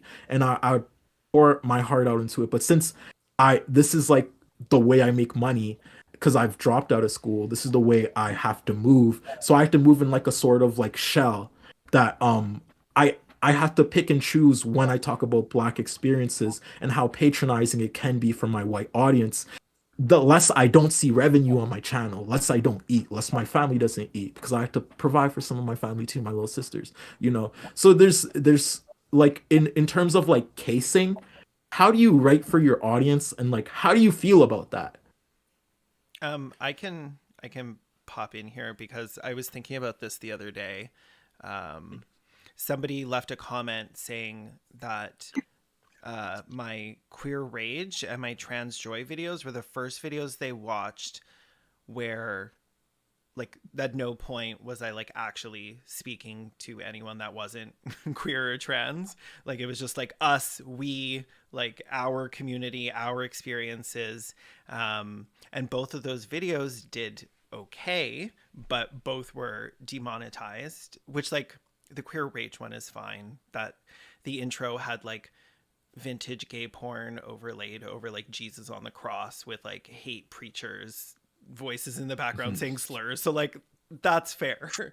But I think that 90% of the stuff that I do that I'm actually passionate about is very like personal and is like very like specifically targeted towards like queer and trans people, and then outside of that everything is like the ones that I'm like, oh, hopefully this one will like make me some money, is the ones where I don't tone like me down, but I speak to a broader audience that I wouldn't necessarily, if I was doing like something I was really passionate about, wouldn't be the case. Like I don't really necessarily feel the need to like educate, like start from the ground up and educate in that way.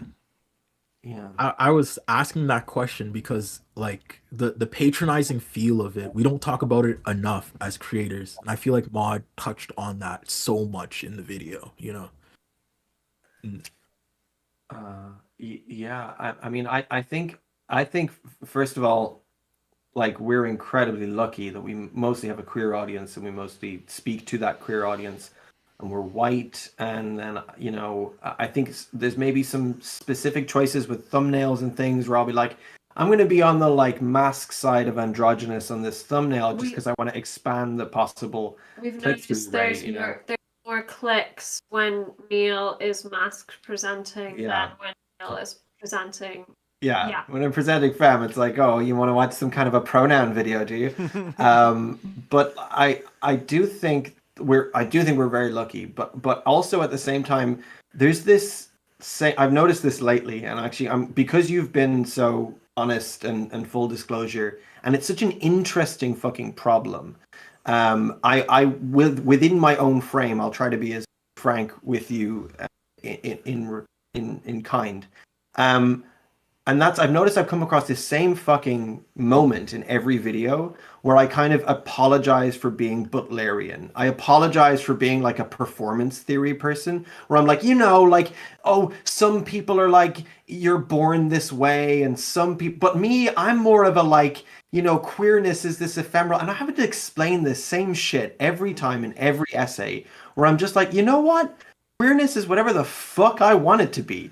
I'm queer. I just fucking am. Like, I just fucking non-binary. I am so tired of explaining this shit. And it's like endlessly like, oh, wow, it's such an inspirational, fascinating perspective. And it's like, no, it's just fucking, it's just me reading Butler and going, yeah, welcome, done. Fucking, it's boring. I'm bored. Like, this is fucking stupid. Like, I exist. More puppets. Exactly. Like, this is so fucking pandering and patronizing, like or having to have the like dialogue thing where you're like apologizing and explaining this like basic shit that's just like, yeah, actually capitalism is exploitative.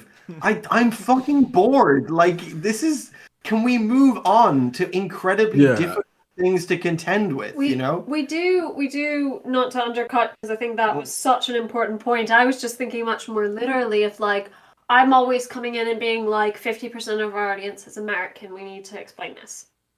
Our audience is mostly American, we need to explain this. Like, I feel like that's the hegemonic norm that I'm more familiar with. I think most of our specific audience is probably queer, but so I think I say we queer, I just assume everybody's queer, but like there's a lot of, okay, the average American is not going to know X thing, Y thing. We need to contextualize this. Yeah, it's probably the one too. I think it's a really great question, and it's one to like take home and think about properly. Like you said, we could answer it afterwards. We could answer we can answer it in conversations in days to come. But it's a really big question, and I hope that like Maud would be happy to have prompted this kind of a debate, because it's really necessary, I think.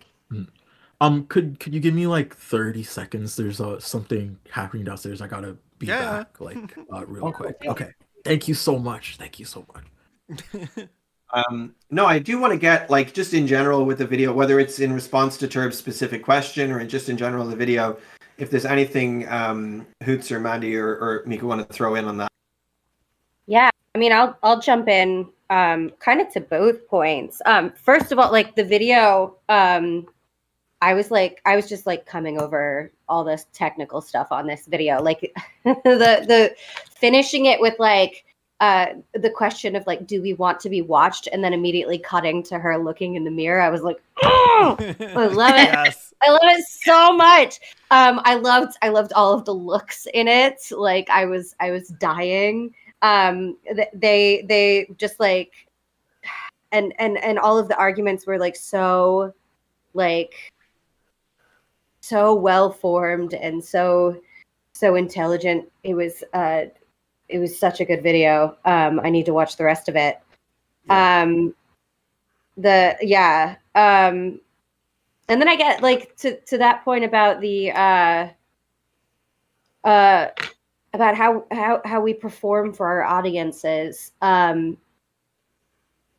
mean I don't think about race because I'm white, and I don't think about gender because I'm cis, and it's so it is strange hearing like other creators' perspectives about things that I just like never have to consider. The things that I consider are like when I'm not being YouTube Hoots, I'm like much more frilly and much more feminine and stuff. And like whenever I'm on camera, I make a point to like wear flannels or like high-necked t-shirt. I broke with that tradition in my most recent video. I wore like one of my like frilly play suits that I normally wear because I am aware that I am, at least according to YouTube, playing to a mostly like a male audience who I just assume are all on Reddit. So I think I won't be taken seriously unless I kind of dress in t-shirts and jeans, you know? And I also like, I'm conscious of like, my parents watch my channel, and they are, you know, they're on the woker side of baby boomers, but I'm still like conscious of the fact that like, okay, I'm talking to, at least in part, to some baby boomers who aren't very online like I am, and I need to make that my arguments intelligible, you know? Mm-hmm. Yeah, I mean, I do think. Well, first of all, your parents are awesome, and second of all, I think you'd get a lot of shitty comments on your channel. Though. I mean, like to be fair, like you have to deal with a lot of like just being a woman online, in terms of delete those right away. And there's almost nothing you can do about it in some ways. Like there's no way to present your arguments more. We get shitty comments on our channel too. I try and intercept them. Yeah, so Neil can't see them. I've never seen any bad comments. I'm not a one. Not a one. All right. Well, yeah, okay. I get shitty comments and also creepy DMs. So I dress down. We get those too. Yeah. Okay. So Mandy, did you have any thoughts on this incredible video? So many. It was really great, and like Hoots, I had that same reaction at the very end where I was like, oh, they did a mirror shot. Yes, go for it. I honestly right now I'm mostly just thinking about that question that Turb presented to all of us, because like my channel, I present a lot. I talk a lot about polyamory and relationships from the view of relationship anarchist, and so YouTube does not love me. The algorithm does not love me very much. And so I think when I'm making videos, I tend to assume my audience is mostly monogamous. That's not true. Like, well, I don't know what the exact like percentages are, but like I do have monogamous people who comment like, oh, I didn't know about this. Thanks for talking about it. So I tend to assume that the people who are watching my videos are monogamous, number one. I do tend to assume that a lot of them are queer, just from the comments I get. There are a lot of queer and trans people, especially, speaking up on the comments. I don't know for certain. There are obviously some cis people, and they're fine. We like them, obviously. I'm cis, and we were talking about that. I'm also a white person, but then like there's also the thought. I think about things like how thin my audience is, and how many of them are straight. So I've been thinking about that a lot since I surpassed that. And yeah, it's like, I think I tend to assume I have to like, I never want to speak down to my audience, but I do want to like kind of meet them kind of where they are to an extent. Like there's a certain amount of like, I'm not going to debate with you about whether or not transphobia is bad. I'm not going to do any of that shit. No, like I'm going to assume you're a decent person at the very least. And if you're not, goodbye, you can leave. But there is a sort of like, well, maybe some of you are monogamous if you've never heard of the term relationship anarchy before, or you've never heard of the relationship escalator before, or mononormativity and what that means. So like, I do try to like talk about things through that perspective, but then like, I can't be so, I don't know, so generic that I still need to talk about personal stuff too. Like, because I have videos where I've talked about some personal, like, mental illness and things like that. And for some people that would be, I guess, very off-putting. But, like, I can't not talk about that because that's part of who I am. So, yeah, I'm just thinking about that right now. It's a very good question. Yeah, that was just a ramble. I don't know if any of that made sense. Ignore me. It did, and I will not. Complete sense. Yeah. Okay, good. Yeah. I was nodding along to that, like, yes, I'm Mandy's audience who hasn't heard of any of these things. Okay, great. Yeah. So is it accessible to you, Hoots? I'm making them for you specifically. Yeah. I think that is part of it too. Like, I make things for my friends. Like, I'm like, I like my friends. Yeah. Like, I hope my friends like this. Like, that is part of my consideration too. Mm-hmm.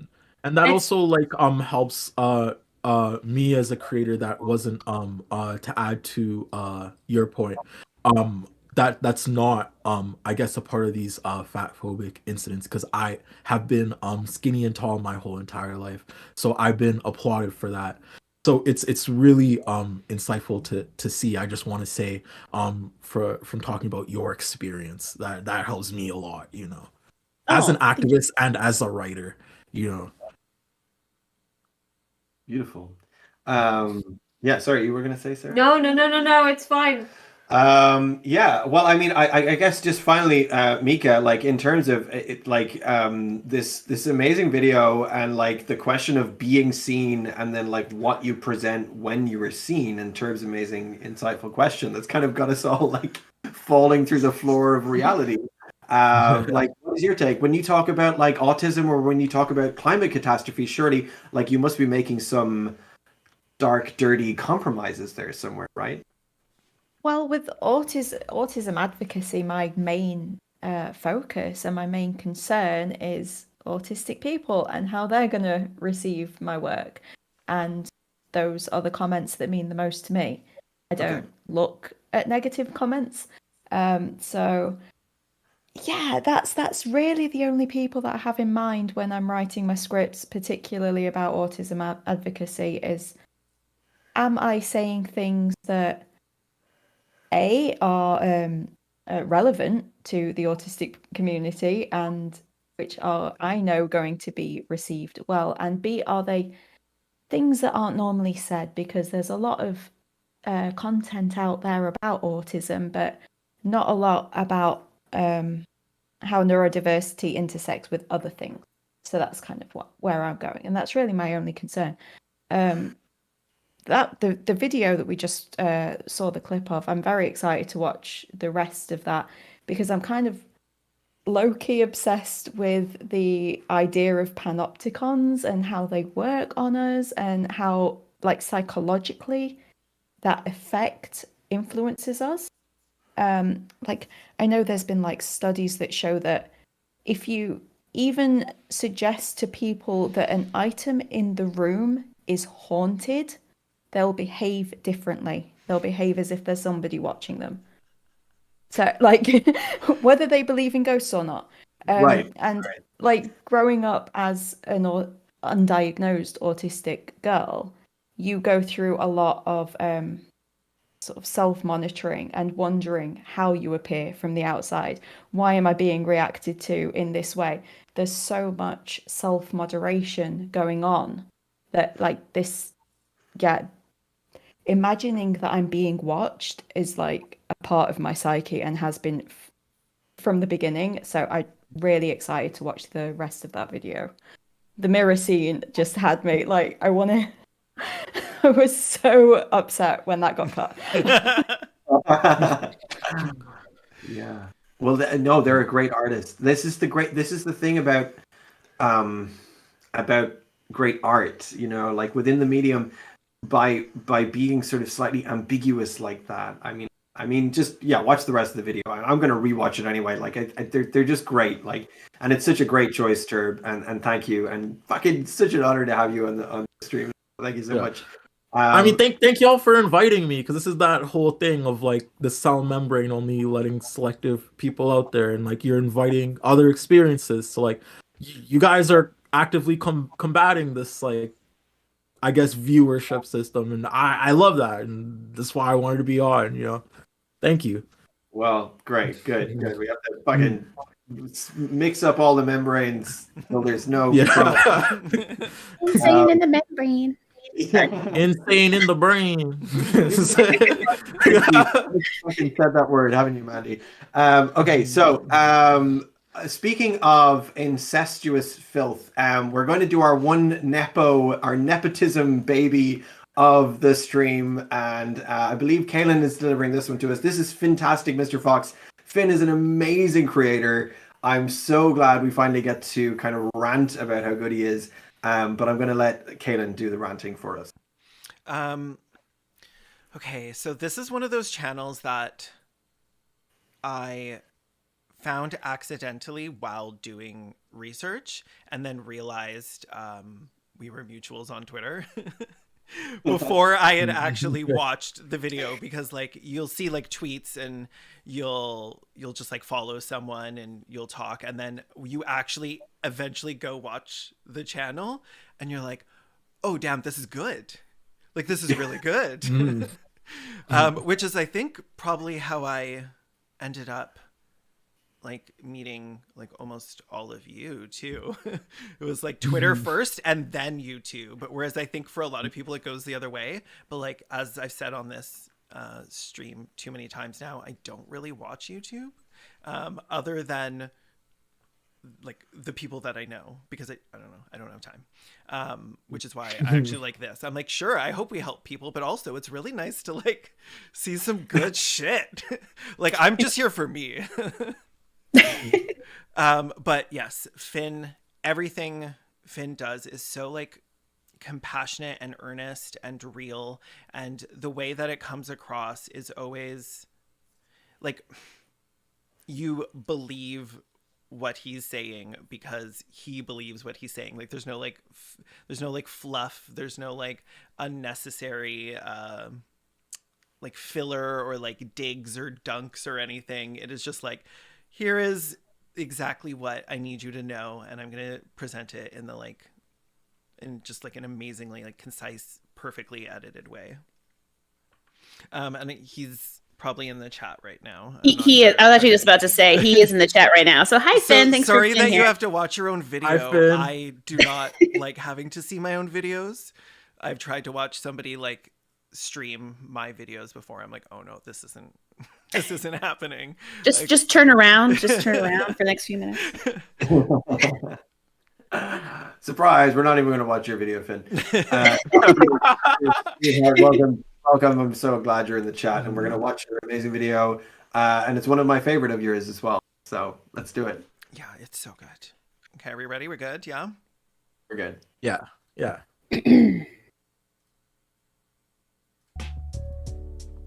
Survival of the fittest has remained a staple in evolution by natural selection, but it was not coined by the theory's originator, Charles Darwin. It was actually first said by Herbert Spencer, in response to Darwin's publication of On the Origin of Species. Spencer wrote to Darwin to propose survival of the fittest over natural selection, and he did this to combat the personification in the original wording. That is, the idea that nature was selecting certain traits with intended direction.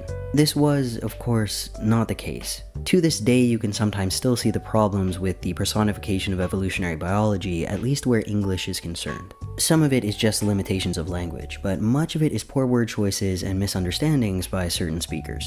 Regardless, Darwin agreed at the time, adopting the term for publications much later in his life. But ultimately the new phrase was itself misunderstood, and it ended up being used for some truly horrific things. Now, Darwin's use of survival of the fittest fell in line with the most copies, most success explanation. More specifically, those that are better adapted for the immediate local environment are able to reproduce. But the term took off to effects not originally intended in Darwin's work. And who was behind these insidious extensions of natural selection? Good old Herbert Spencer. And here we arrive at social Darwinism, the idea that different human groups are subjected to the same rules of nature and natural selection described in Origin of Species. According to this hypothesis, weak individuals would have limited rules, while the strong would become the ruling class. The most successful, the most dominant, the fittest. Those who held wealth clearly did so because of their good business sense, hard work, and strong minds. No mention of inherited wealth or social position that favored financial acquisition. Similarly, members of lower classes must have secured their status with poor choices and poor motivation. Just not as naturally driven, not as genetically gifted, and therefore doomed by nature itself to fail.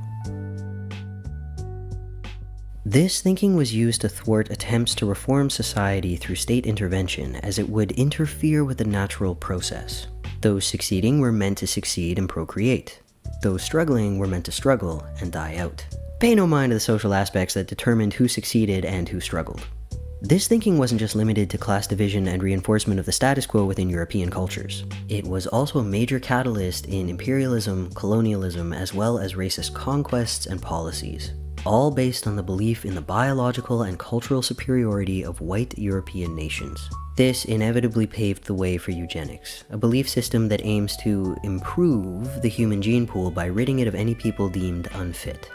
It's a belief that's been espoused by many in the past, but the most notable examples of eugenics goes back to Nazi Germany. Their twisted and weaponized science led to the genocide of anyone Jewish, gay, transgender, black, disabled, Romani, the list goes on. The Nazis touted and enforced the ideology that the human race must be purified, which meant that any so-called undesirables were subject to death or sterilization lest they contaminate the gene pool. They applied this in conjunction with efforts to increase birth rates amongst those they deemed to be superior by their own limited definition. These efforts included torturous medical testing on Jewish women and children to better understand twin pregnancy, as well as abducting women and children deemed racially pure to be given to SS members. These are facts many of us know. These are facts many of us correctly recognize as horrific. Most of us don't need to take time to consider whether or not eugenics is something that deserves condemnation. We know it does, certainly in examples like Nazi Germany. But I don't touch on the brutal history here to simply provide an example of how humans can indeed build cultures of violence, nor simply to serve as a chilling reminder to remain diligent. It is both of those things. But there's more to this story. And there's more to the weaponization of science that it is vital to be cognizant of. So we've talked a little bit about the evolution side of evopsych's history, and where it has gone horribly, horribly awry. But what about the psychology? Well, here's where we get to Carl Jung. Perhaps the most well-known student of Sigmund Freud, Jung differed in his approach to psychology in a number of ways. But for this discussion, we're just going to focus on his belief in a collective unconscious that all humans allegedly share. Jung believed that this shared unconscious, latent memories, manifested in archetypes found in universal themes across cultures, literature, art, and dreams. The primary four archetypes of his concept were the self, who you are behind the closed doors of your mind, the persona, your social face and outward presentation, the anima or animus, mirroring biological sex as an unconscious feminine or masculine side in males and females respectively, and the shadow, our creative and destructive animal tendencies. Jung posited that this collective human past was the basis of the human psyche, the driving force behind how we think and behave. There is far more to Jung's work and an ocean of deconstruction here, but today we're just gonna go right to the juicy parts. You know, where his ideas kind of fell apart. Because he was wrong. just so we're clear. We kind of know better now. One of the major critiques of Jung's hypothesis was its ethnocentric lens, that is, taking the prejudices and myths of Western culture and applying them to all others.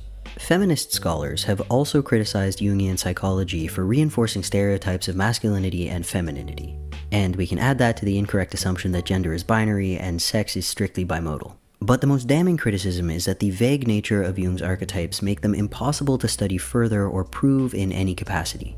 It's metaphysical essentialism. Now, I'm not here to just throw out the baby with the bathwater. Jung, like Freud, holds an important place in the history of psychology. But I'd argue that it's mostly just by showing us what not to do.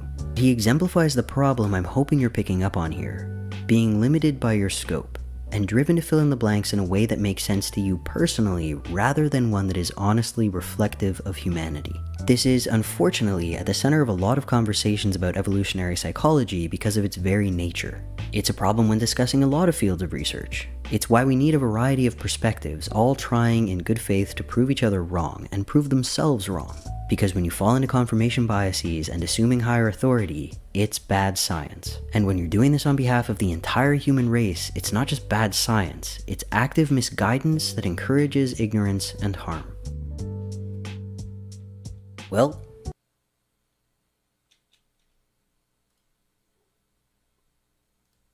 I love Finn. Yay! Yay! Finn!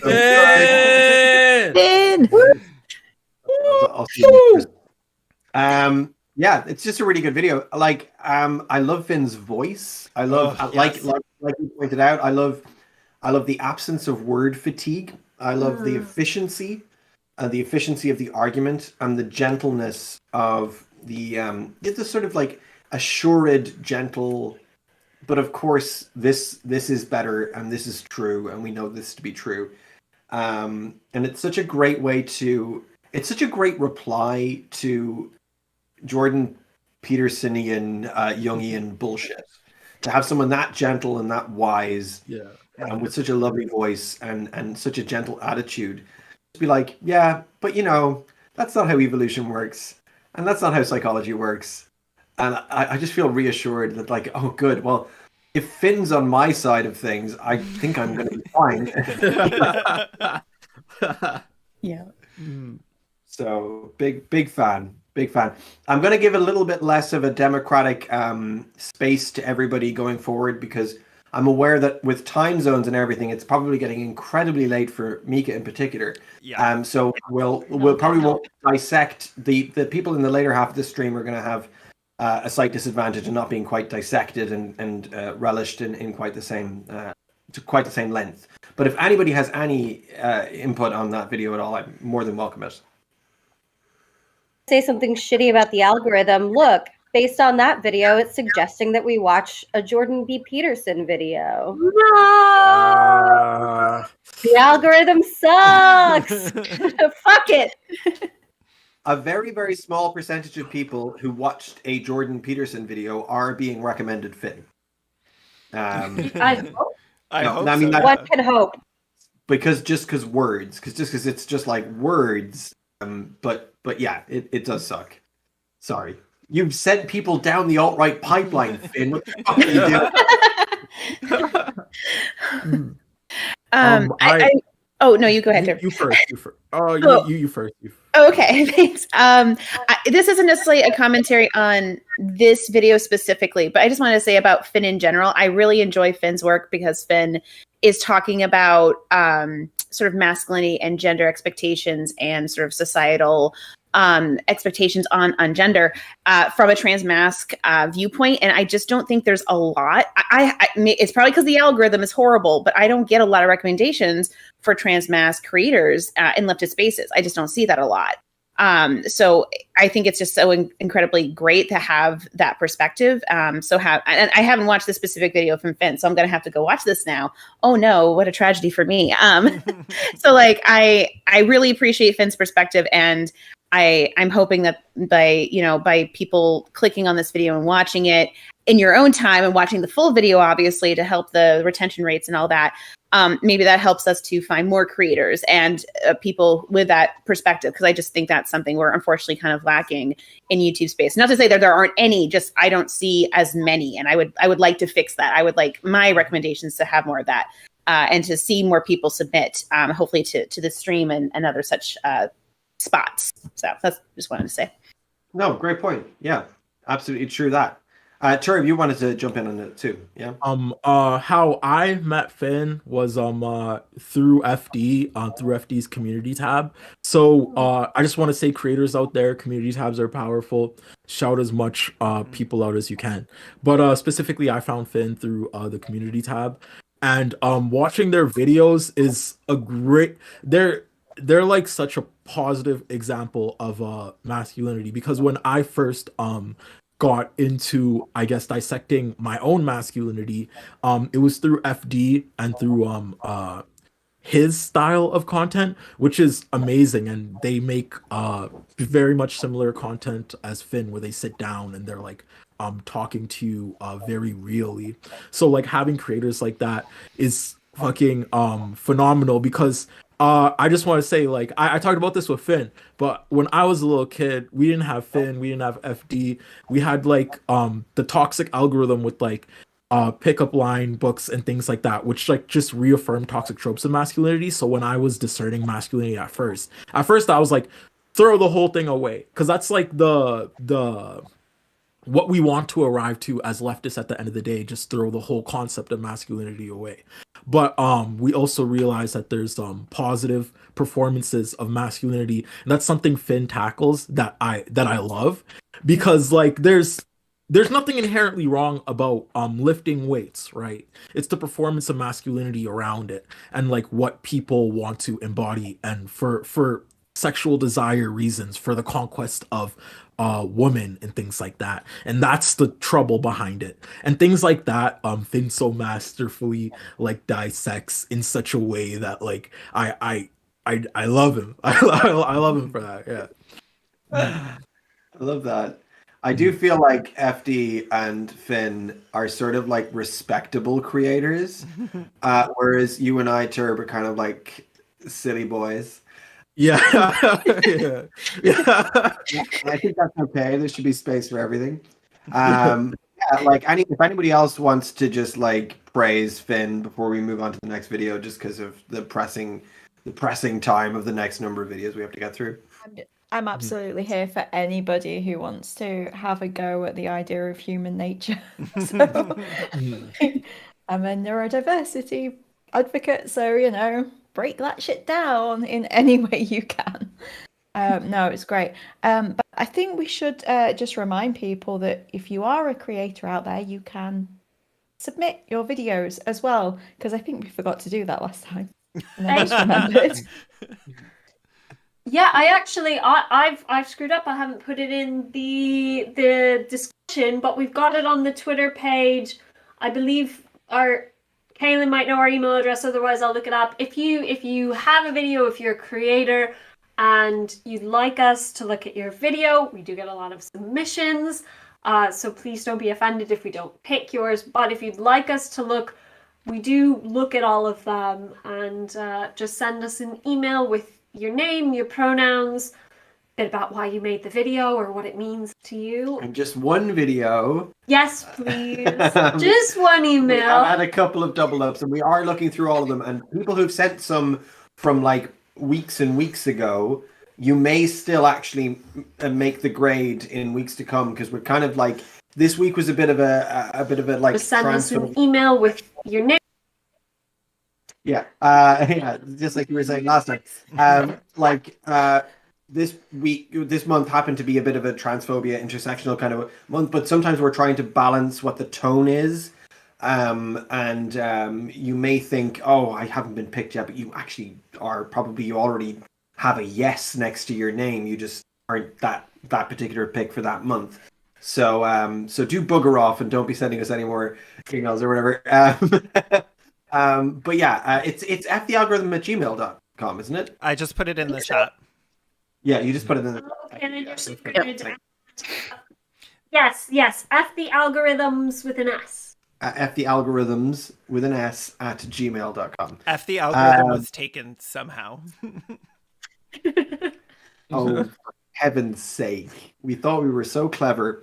But yeah, no, Finn's amazing. Finn was our Nepo pick. We're always going to have one nepotistic choice every month because we know too many great creators to purposefully exclude them from the stream. Because a lot of the people that we do know are already, like, you know, finding their way in the algorithm. Although, as you rightly point out, Turb, Finn was just shared by FD signifiers, so he's doing well for himself, actually. And good. He absolutely deserves it. I'm going to swing right along, if that's okay. Can I ask a quick question? Sorry, I don't mean to interrupt, but where are we with the fundraiser right now? Because we are raising money for the charity that Sarah picked. This foundation, so we're at $408. Yay! Let's go! Yes. We doubled it. You know we had to double it. That is amazing. Good job, Chad. That's all you. Thank you. Thank you all so much. Oh, look, we unlocked a dance. Nice. We got even go. setting That's up the party stream was that's like the $400 dance. Nice. Keep donating. See what happens at $800. Yeah. Well, yeah, you really must. Okay, so I want to move on to The Virtue of Playfulness by a creator called Joan the Games Mistress. And this is one of yours, Mika. Yeah, one of yours. Mine. This is my only one. Oh, you only have one this week. Yeah. A couple of, Saved herself. It was like it was you was and me. a couple of others that picked two. No, Kaylin did the nepotistic pose. Oh yeah. So yeah. like Kaylin to blame, and I'm the reason Mandy has two because I'm like, Mandy, I see that there are two on the spreadsheet. How do you want to do this? Should we just do both? Well, in any case, I shouldn't blame Mika when she has behaved herself and just picked one very good video. You want to tell us about it? Mika's the good one. I do want to tell you about it, right? So we're going to play a 12-minute clip of a 20-minute video. I believe this video is the least watched out of all the submissions. We are talking double figures. 81 Double views. figures. It's 81 views. This channel has like 300 and 143 subscribers. 143 subscribers. Acceptable. Go subscribe. That is unacceptable. Subscribe now. It's 10 months old, this video too, and 81 views, right? It's called The Virtue of Playfulness. I picked this one. One reason is because I kind of fell a little bit in love with the creator because she's just so warm and charming and just personable, and I just want her to teach me how to play games. But I also love the setup. There's like somebody off camera and they have a little banter. This isn't such a high edited one as we've had a lot of really well edited videos on this stream.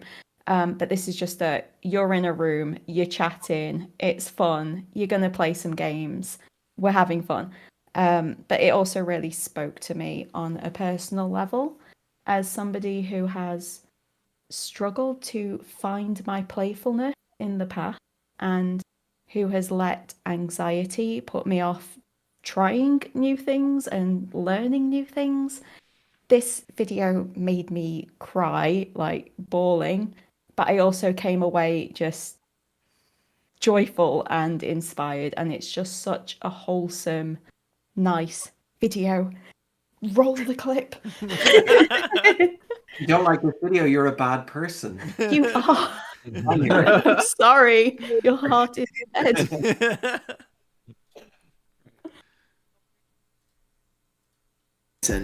That ruins it too, and not just for you, but for everyone who plays with you too. Playfulness is actually good for a lot of things though, not just games. Whenever you're in any situation where there is no correct answer that you can know ahead of time, or whenever you're facing some problem that nobody knows exactly how to solve, the fear of doing it wrong can prevent you from even trying. But a playful mindset, where you're okay with failing as long as you sincerely gave it your best shot, can allow you to accomplish brand new things if you succeed. And even if you fail, you can still get valuable and potentially hilarious information about what doesn't work. Playfulness is genuinely powerful stuff, and we can use it to accomplish great things. Now, I've explained all of this stuff many times to a lot of different kinds of people over many years, and not a single person has ever told me that they find any of it hard to understand. Everybody seems to get it.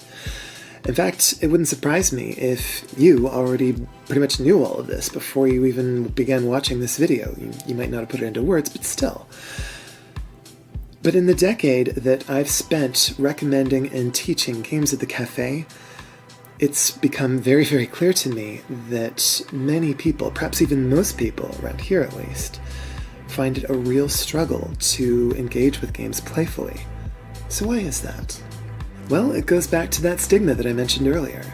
As children, most of us were pretty comfortable with just trying things, not knowing if we're going to succeed or fail. I mean, that old Ken Robinson TED Talk has aged pretty badly in some ways, but the stuff that he said about kids still applies today, I think. I mean, if they don't know, they'll have a go. And our educational system still does seem deliberately designed to destroy their capacity to do that. I mean, in most schools, if you try something different, even if that something turns out to be useful or interesting or correct, you'll probably be told to do it over again in the correct way. Meaning, of course, the same way everybody else did. Yeah, and when's the last time that you took a test and you got it wrong and you got to take it over again? It's a one chance, and if you fail, there's your black mark, you're a failure. Yeah, you really don't have a lot of freedom to experiment when you only have one try. Exactly. One try at the essay, one try at the project, one try at the test, and then if you fail, you're done and everything's awful. You see this in the workplace too. If you work for a big company and you come up with some idea for a change that could make things better, they probably won't even try it out to see if it's going to work. And on the rare occasion when they do, you're definitely going to be punished if it fails. And that's even if there was no way to know for sure that it was going to fail. Even if there could have been some real benefit to it if it had worked. And if it does work, there's still a good chance that you'll be punished for it.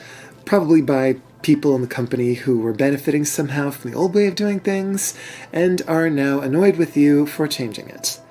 We see this over and over again in families, in government, in social media, in every social system that we have.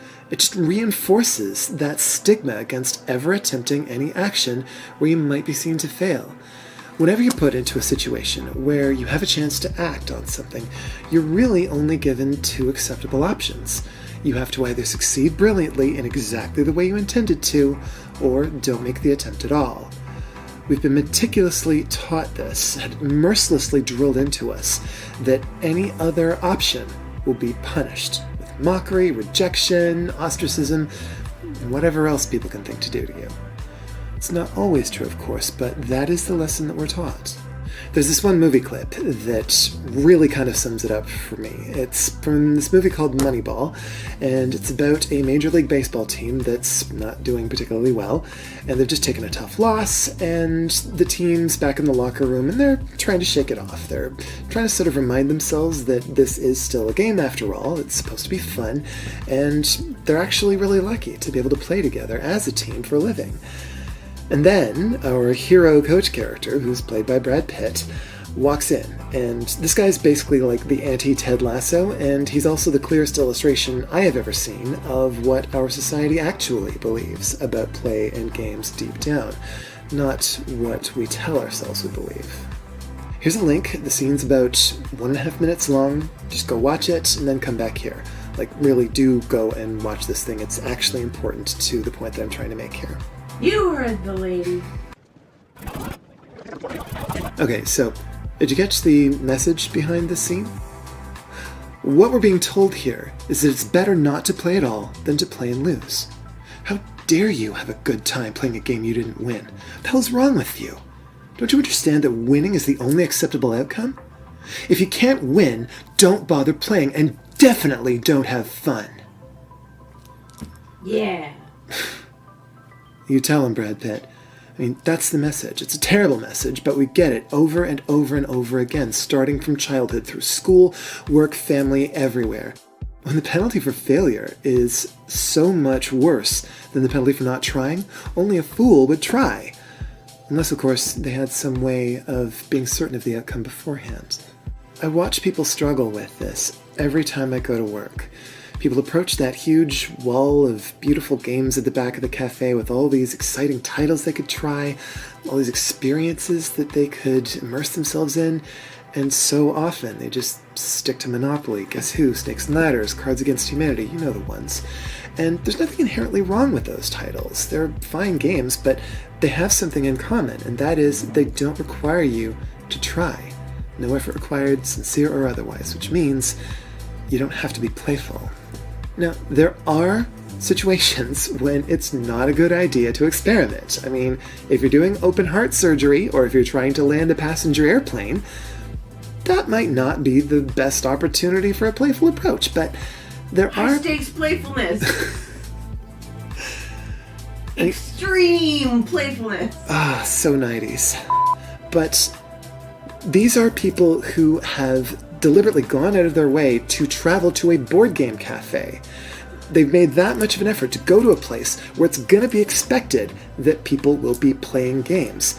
And even there, in what might be the only place in their lives where they're expected to be playful, they're still too frightened to try. The specter of failure is too terrifying. It's because they heard about that open heart surgeon. And of course, it's not always fear. Sometimes it's nothing more than personal taste. Some people have a genuine preference for things that are familiar and comfortable over things that are new and different, and that's fine. After a long week of work, some people might be just too tired to learn a new game, and they'll just want to shut their brains off and play something fun. Also fine. But when I walk up to somebody and I ask them as gently as possible if maybe they'd like to try something a little different this time, usually what happens is that they cast their eyes downward, they chuckle uncomfortably, and they tell me that they're not smart enough for that. That's not preference talking. That's not exhaustion. That's a lifetime's worth of conditioned fear and shame. This is what happens when we drill it into everyone's heart and soul that you're only allowed to succeed effortlessly or not try at all. Nobody can feel comfortable with the thought of trying and failing. Nobody can feel free to be playful. Not at work, not at school, not even at the game table. The one place where it's not only permitted, not only expected, but actually necessary if you want the thing that you're trying to do to actually work. Okay, obviously, I have a lot of strong feelings about this subject. It's a big part of the reason why I've dedicated my life to trying to rehabilitate playfulness as a virtue. I have never seen a better way to help people to overcome their fear of failure than to let them have fun playing games. For a lot of the people who need it most, though, the resistance to the whole idea can be pretty intense, and learning how to overcome it has been one of the toughest challenges I have ever faced. Here are some of the things that I've tried. The first and arguably most important thing you can do is to really make an effort to understand where their resistance is coming from. Somebody who talks about seeing games as an unproductive waste of time is going to need a different approach from somebody who is clearly struggling with anxiety or post-traumatic stress. And you're going to have to bear in mind also that people will not always feel comfortable enough to tell you the real reasons behind their reluctance. They might not even be aware of it themselves, and you're going to have to be okay with that. This could basically be a whole video on its own, but the short version is this. Listen to your friends and be mindful of their feelings if you have any interest in having them join you at play. The second thing that I recommend is to make your game table feel like a safe place to fail. Nobody likes the feeling of everybody looking down on them, no matter what the reasons for their reluctance to play. So whatever you have to do to make sure everybody knows that they're not going to be judged for their skill or for their lack of skill. Maybe that means a bit of good-natured trash talking to show that we're not really serious. Or maybe it means a lot of gentle reassurance. Or maybe it means not inviting that one person who can't ever seem to resist the urge to be mean, Seffi. What are you looking at me for. I am perfectly pleasant. You can also provide a good example yourself by facing your own failures with grace and humor. Whatever it takes to put your players at ease, do that. And the third thing is to think carefully about which games you bring out. Game selection is kind of an art more than a science, and it has a profound effect on the emotional stakes at your game night. This is definitely another video of itself, but for now, short version, some games are designed to be low emotional stakes. These are usually light-hearted and silly. Others are designed for high emotional stakes. These tend to be more challenging and serious. And every player kind of has a sweet spot on that range, and it can move from one night to the next. And from a certain point of view, it might seem like low-stakes games are just better. And there's some truth to that. I mean, true confession, when I was younger and thought I was smarter, I had this unfortunate habit of disparaging people for playing games that were too light for me to really engage with. And of course, now I know that that was not only unhelpful, it was actively harmful. But my point is, I know that it doesn't do any good for me to tell people you're having fun wrong. It's absolutely true. But there's another truth behind that, and that is that if you're only comfortable playing when you know that either you'll win or you won't have to try, you're not getting the emotional nourishment that play is really for. That comes from sincerely trying, knowing you might not succeed. It comes from glorious failures that are met with laughter and acceptance instead of judgment and shame. Our culture is fundamentally hostile to play and playfulness. And I believe that this ideology, this terror of uncertainty, this pathological need to control every possible outcome has consequences. I believe it leads to societies where connection and trust are just too big a risk to be worth taking. And that erodes everything that's capable of creating joy for anyone, except the ones who can rig the system to make sure that they'll win every time. So many of the problems of the world, big and small, are unprecedented. We aren't going to solve them by doing things that we already know are going to work because we don't know for certain what will work. What? Yeah! Oh, no. What? Less than 100 views. I wanted to watch the end of that because I've been watching Ted Lasso. I actually talked about this. Shout out to Cyber if you're in the stream. That's my girlfriend. I've been watching Ted Lasso, and we were talking about I was talking about the same thing with her. To relate to the aspect of like, wait. Someone could go first. Someone could go first. No. It's okay. You go. Okay. To relate it to the whole aspect of like life and everything, and like life as a game. I'm sorry for making so much allegory. This is just my like style of commentary. Basically, life as like a game. When we talk about hegemonic structures, you're supposed to fit a specific image to even read this instruction label. So for people that fit into those isms of like black or neurodivergent or things like that, this instruction is flawed from the beginning, from the jump, you know. And that's what you see. That's the result of what you see in schools with like a lot of experiences with younger marginalized people on their report cards.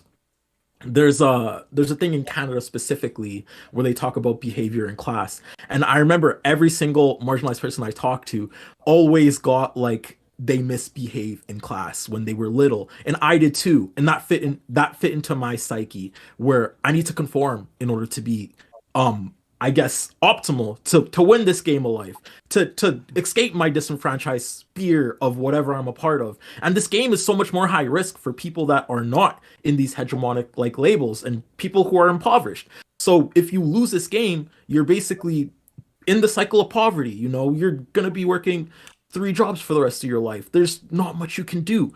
And this game, I'm gonna say stupidly, I dropped out of this game in university, right, to do YouTube, which has, thank God, been beneficial to me because I'm on YouTube Black now, and there's a whole bunch of creators like shouting me out and like helping me build my brand. So like, thank God, in terms of that game, I'm kind of winning, but I'm the 1% out of 99% of people right? Yeah. I'm the 1% of 99% of people. In real life, people don't win this game. And that's the sad reality. In real life, people are suffering. People are homeless. People fall to these spears of like disenfranchisement. That's the very sad part about it, that not everyone wins these games, and not everyone is predispositioned to even have a chance at these games, you know. And that's basically my spiel with it. Yeah. I mean, no, you're totally right. I mean, you're a very gifted creator, and what you have to offer is very novel. But you're right that it's like a small percentage that can do the sort of like within the system can take playfulness and make it marketable. But at the same time, I'm so with this creator in terms of like that. The problem there isn't that like we need to be more selective about, you know, like being careful of choosing whether or not we qualify as a potentially playful person for whom playfulness will pay off. Instead, we need to be like, well, fuck the whole thing then, because we're all playful. Yeah. We're all the crack. Like we're all playful. You know? Like it really isn't. I mean, I always think this because I've been very, very privileged and very, very lucky. I've always played music. I've always like performed. I've always like dicked around at any given time as part of my existence. And I will often have people like kind of bemoan to me like, oh, I wish I played music, or I wish I did this, or I wish I did that. And I'm like, you know, like the thing is like, if provided you're not afraid of being bad at it, like you just do, you know, it's there. It's easy. Like just start now and be shit. It's fine, you know. But because everything that we do needs to be a matter of survival, like you say, and that survival thing is very serious. It's a serious thing. Like for many who go, well, maybe YouTube is my way out, or maybe music is my way out, or maybe acting is my way out. That survival thing enters in, and it's incredibly serious. Then at that point, they'd be like, well, I have to get an A+ on this acting test or this music test, or I'm fucked. I'm literally fucked, you know? It's a different question. That really changes your perception of the game too, because that survivability aspect of like, I have to get an A+, to get 100% on this game, to do to escape my spirit disenfranchisement and be above it and be at a level perceivably where I can live comfortably. I have to get A+ all the time, and if I don't see these A+, I will not be predispositioned to win. So that really feeds into like how you even perceive and play the game and what games are beneficial to you. And to me, that was chess, because I always saw my uncles upstairs playing chess, and I'm like, wow, those are the staples of hegemonic masculinity that I aspire to be like. They have jobs. They don't live in townhousing. That's amazing. I'm gonna go upstairs and play chess with them. And I played chess with them that whole life. To this day, I still play chess with my girlfriend all the time. And so it's a weird thing of like these things basically kind of impact every way you see life, you know. Yeah. I'm sorry. I'm like, that's so interesting, and I don't mean to. I was just wanting to like. On the topic of the video and based on some of these conversations, I was thinking about some research I had read in education settings where Black children specifically get, because of implicit bias, we assume get disproportionate punishment for acting out or not acting out. In many cases, they get targeted. But then the results show that both by white teachers, but then they also show it by like Black teachers. And if I'm remembering this right, and I don't have like a paper in front of me, and it's been a few years, but it's like probably some of that is implicit bias too. But then also when you interview teachers who are Black teachers looking after Black children, there can be a replication of this idea of like, well, these kids need to behave extra well. They need to behave extra well, and I'm preparing them. I'm helping them by roping this in. And the thing is, the research I was looking at these aren't school age kids, even these were preschool age kids. So even like very young children, 3 and 4 year olds, this idea of like, no, you've got to behave and you've got to, and it's in this case, like it's for your own good. You can't be silly and you have to behave and you have to, because fear and the real world consequences are very severe, but you have to imagine like when you grow up under the conditions of like, I have to be perfect and I have to behave and I have to, like, that's playfulness is such a big thing to lose, I think. Yeah. I think I was looking at that same study, and I want to add on to that. Like, it's the result of like trauma to the same game that they were experiencing, you know, and it's like a way of telling a kid, hey, if you play the game exactly how I played it, you can be like me, you can be a teacher, you can also escape your sphere of disenfranchisement. But realistically, they don't take that step outside of that self and like realize I'm the 1% out of that 99%. But the other 99% is still suffering. I'm the 1% that got the job. I'm the 1% that like went all the way to school, beat all those statistics of like escaping a disenfranchised high school, going to university, passing all my courses, and then going here. So like they're enacting that trauma and putting it onto that child, you know. Yeah. Sorry, Hoots, did you want to jump in there? Like, it's such an interesting, it's an amazing video, right? But it's an interesting topic. Yeah, I'm also conscious of the fact I'm watching the stream on 2 different screens, so I keep looking between the 2 of them, and I keep catching glimpses of myself going. Yeah, I remember watching this video when she first submitted it a while ago now, and some of the points that she makes about like the seriousness of play, I think feeds back into kind of like this like, oops. Sorry, my Siri started speaking to me. She thought I was talking to her. Like the idea that we feel like we have to succeed at a game, and that we're afraid to play if we're not going to win, kind of feeds back into these very like patriarchal, white supremacist, capitalist ideas about domination. You know. Oh.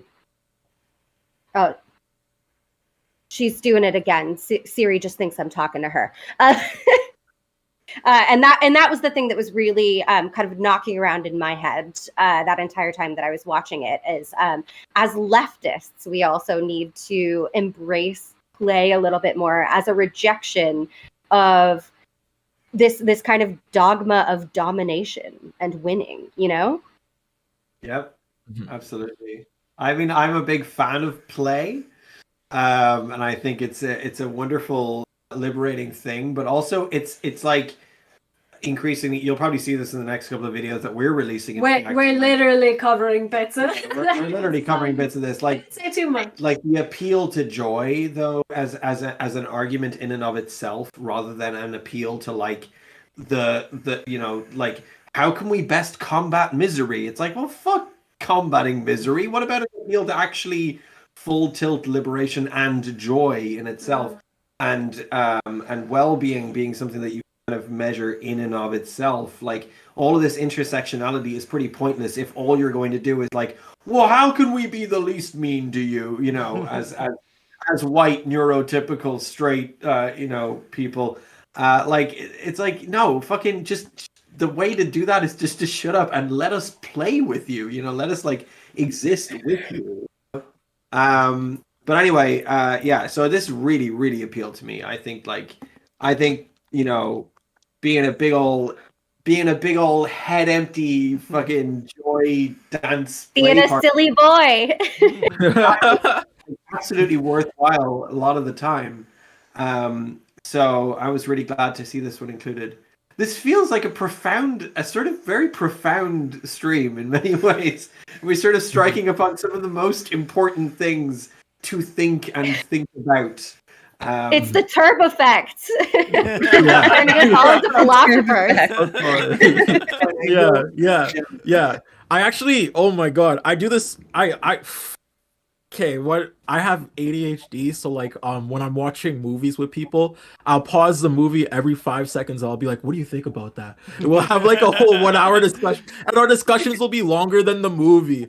And then, like, by the end of the movie, I'll have like a whole script, and it's like I sometimes I get too carried away with this. Like, thank you guys for like letting me just go on rants. I want to watch Everything Everywhere All at Once with you, Turb, so bad.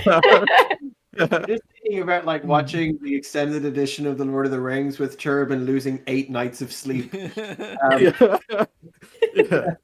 also I want to play online chess with you as well, and you can beat my ass. Okay, so let me see. Okay, the next video is inflation just capitalism? And it's Sarah's second choice. So sorry. It's like 5 to 1 a.m. where we are. Mika's almost at 2 a.m.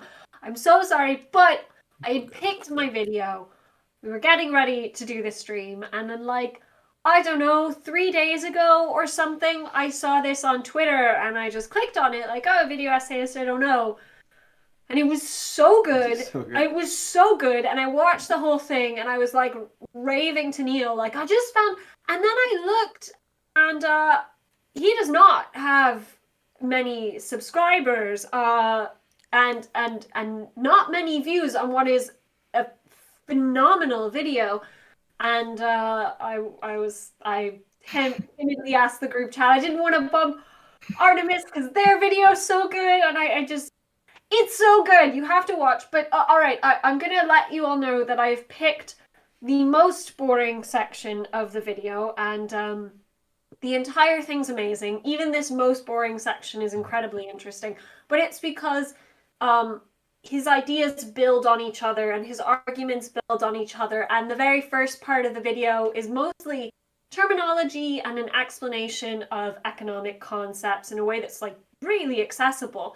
But then it goes further and further, and then there's like the ending is just, you have to watch the whole thing, but we'll just show you the beginning, I guess. Let's do it. Let's do it.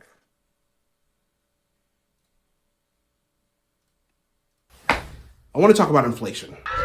Yeah, I know it's not Andrew Tate or Jordan Peepee Man, but that doesn't mean it's a topic that's any less on the mind of the average American. Everything is like $3 or $4 more than originally priced. Some days I just like don't eat because I know that the next day or the next paycheck, I can eat then. It's not just food, it's everything. Huge burden for most families, now paying nearly $450 more a month just for the basics than they were a year ago. And I also want to talk about the power of information, imagination, and donuts in the capitalist world. What I don't aspire to do at the end of this Adderall-enabled diatribe is solve inflation or even delve into all of its causes that contribute to the worst examples of it, because I'm 25 and what the fuck do I look like doing that? This will not be a hardcore academic persuasive video essay. I am not here to convince Connor from VTech that 2 semesters of econ is not an excuse to be an asshole. Most, if not all of my beliefs are left-leaning or leftist in some capacity, and that's a perspective that I'm going to be speaking with and for. But I'm not unreasonable nor a salesman.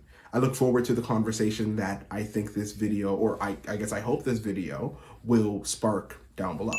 But if I try to sell you on anything, it'll be a framing. Just a different way of looking at things. Okay, enough edging.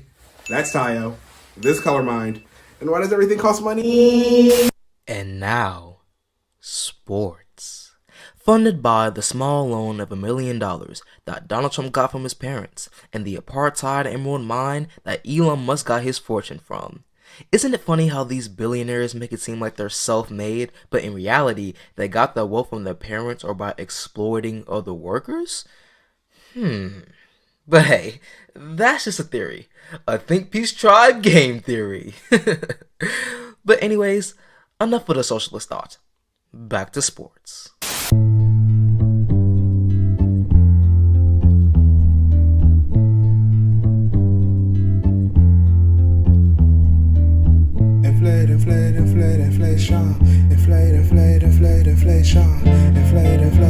Inflation. my head above water. Grammar, we end up on it. Staying in apartments, I partly paid off a bouncing deposits and a pension for a client. Painted the prettiest apartment of vapid passionate scenes.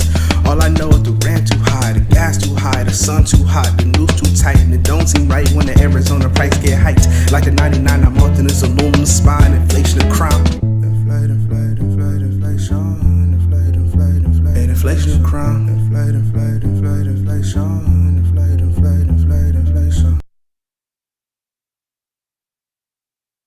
Hey, Color Dime Tie here, and can I ask you kind of a weird question? What the heck is inflation? Inflation, much like Cyndi Lauper and anti-Semitism, seems to come around time after time. Hitler also. According to a hazy 3 a.m. Google search, it's best described as a bubbling regret, a stench that arrives at your doorstep like a ransom letter, a silent thief hiding thick in darkness. Fuck you, I love this bit.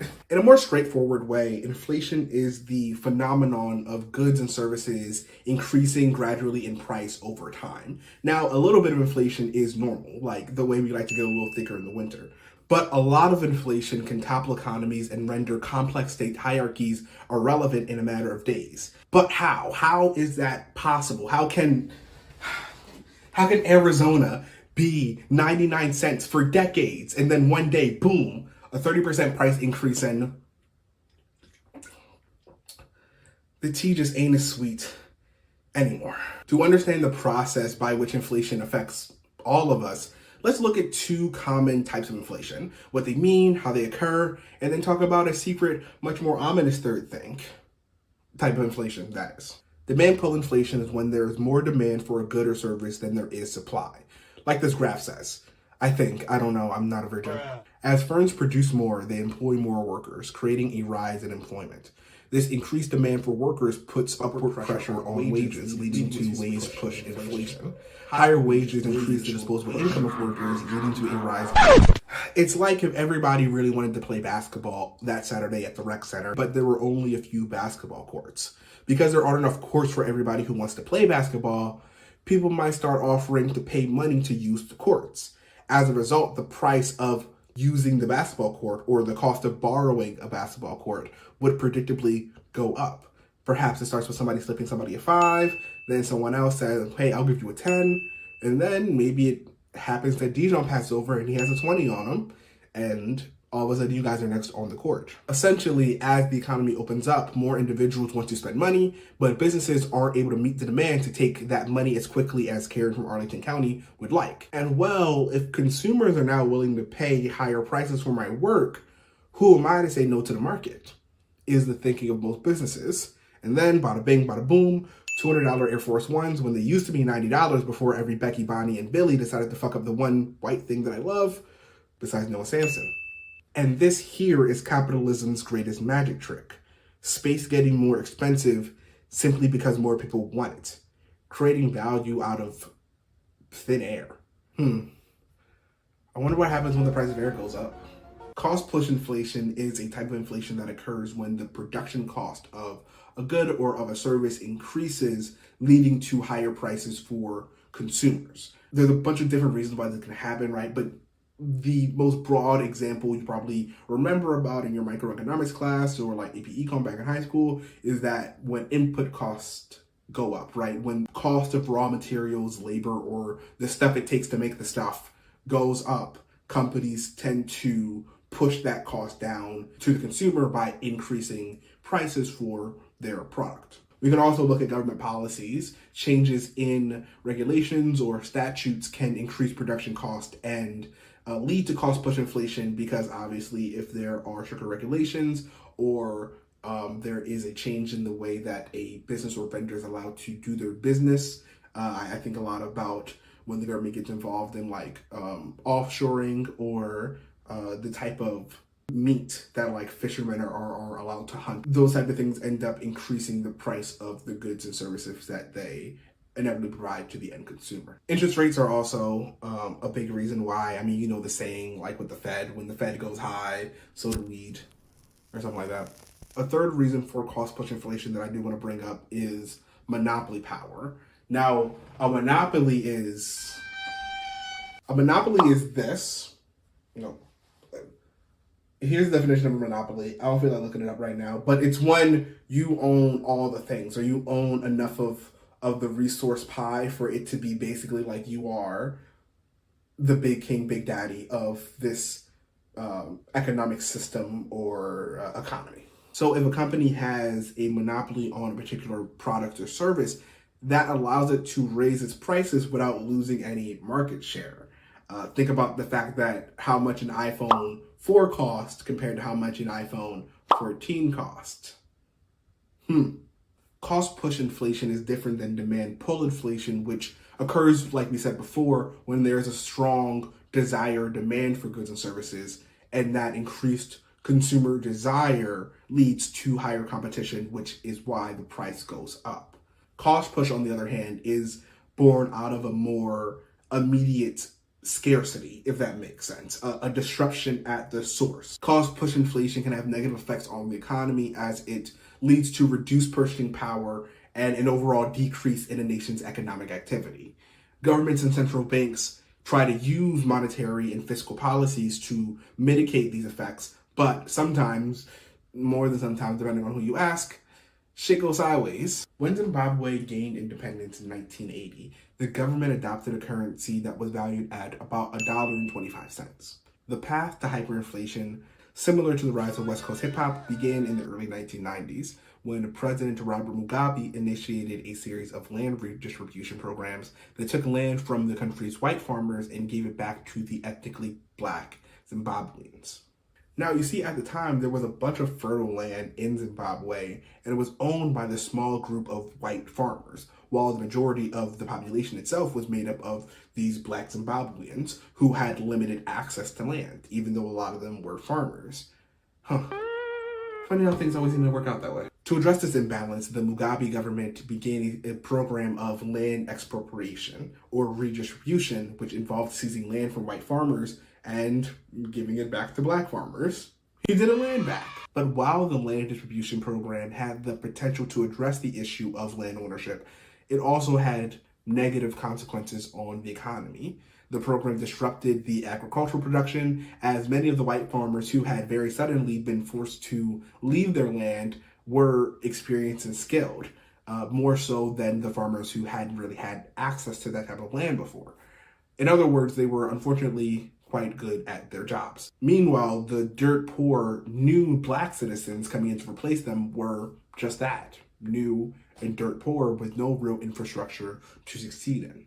So, while a good idea in principle, the sudden removal of an entrenched and experienced farmer class severely damaged the country's capacity for food production, dropping the supply far below demand and raising prices as a result. Cost push inflation. You go, girl. There's a really good video by Polymatter called Zimbabwe's Currency Crisis. If you would like to know more, I thought it was super fascinating, and it's where I'm pulling most of this analysis from. Oh my god. Fucking in love with this new Oh creator. my god. Literally. Yes. So funny. I am obsessed. I know. I saw Hoots and I both at like several points. We're like screaming in my apartment. My downstairs neighbor is gonna kill me. Yeah. Make them watch the video. You had your mic on mute, and I was like, I always wonder what scrummating looked like. It turns out it's...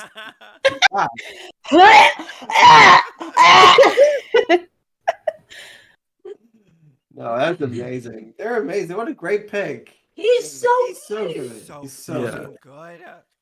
So you're all gonna go to the tagged thing in the chat. The yes. Not and pinned, subscribe now. And you're gonna go. Mine. Yeah. To that point, Sarah, will the stream be available for consumption after we stop the stream today?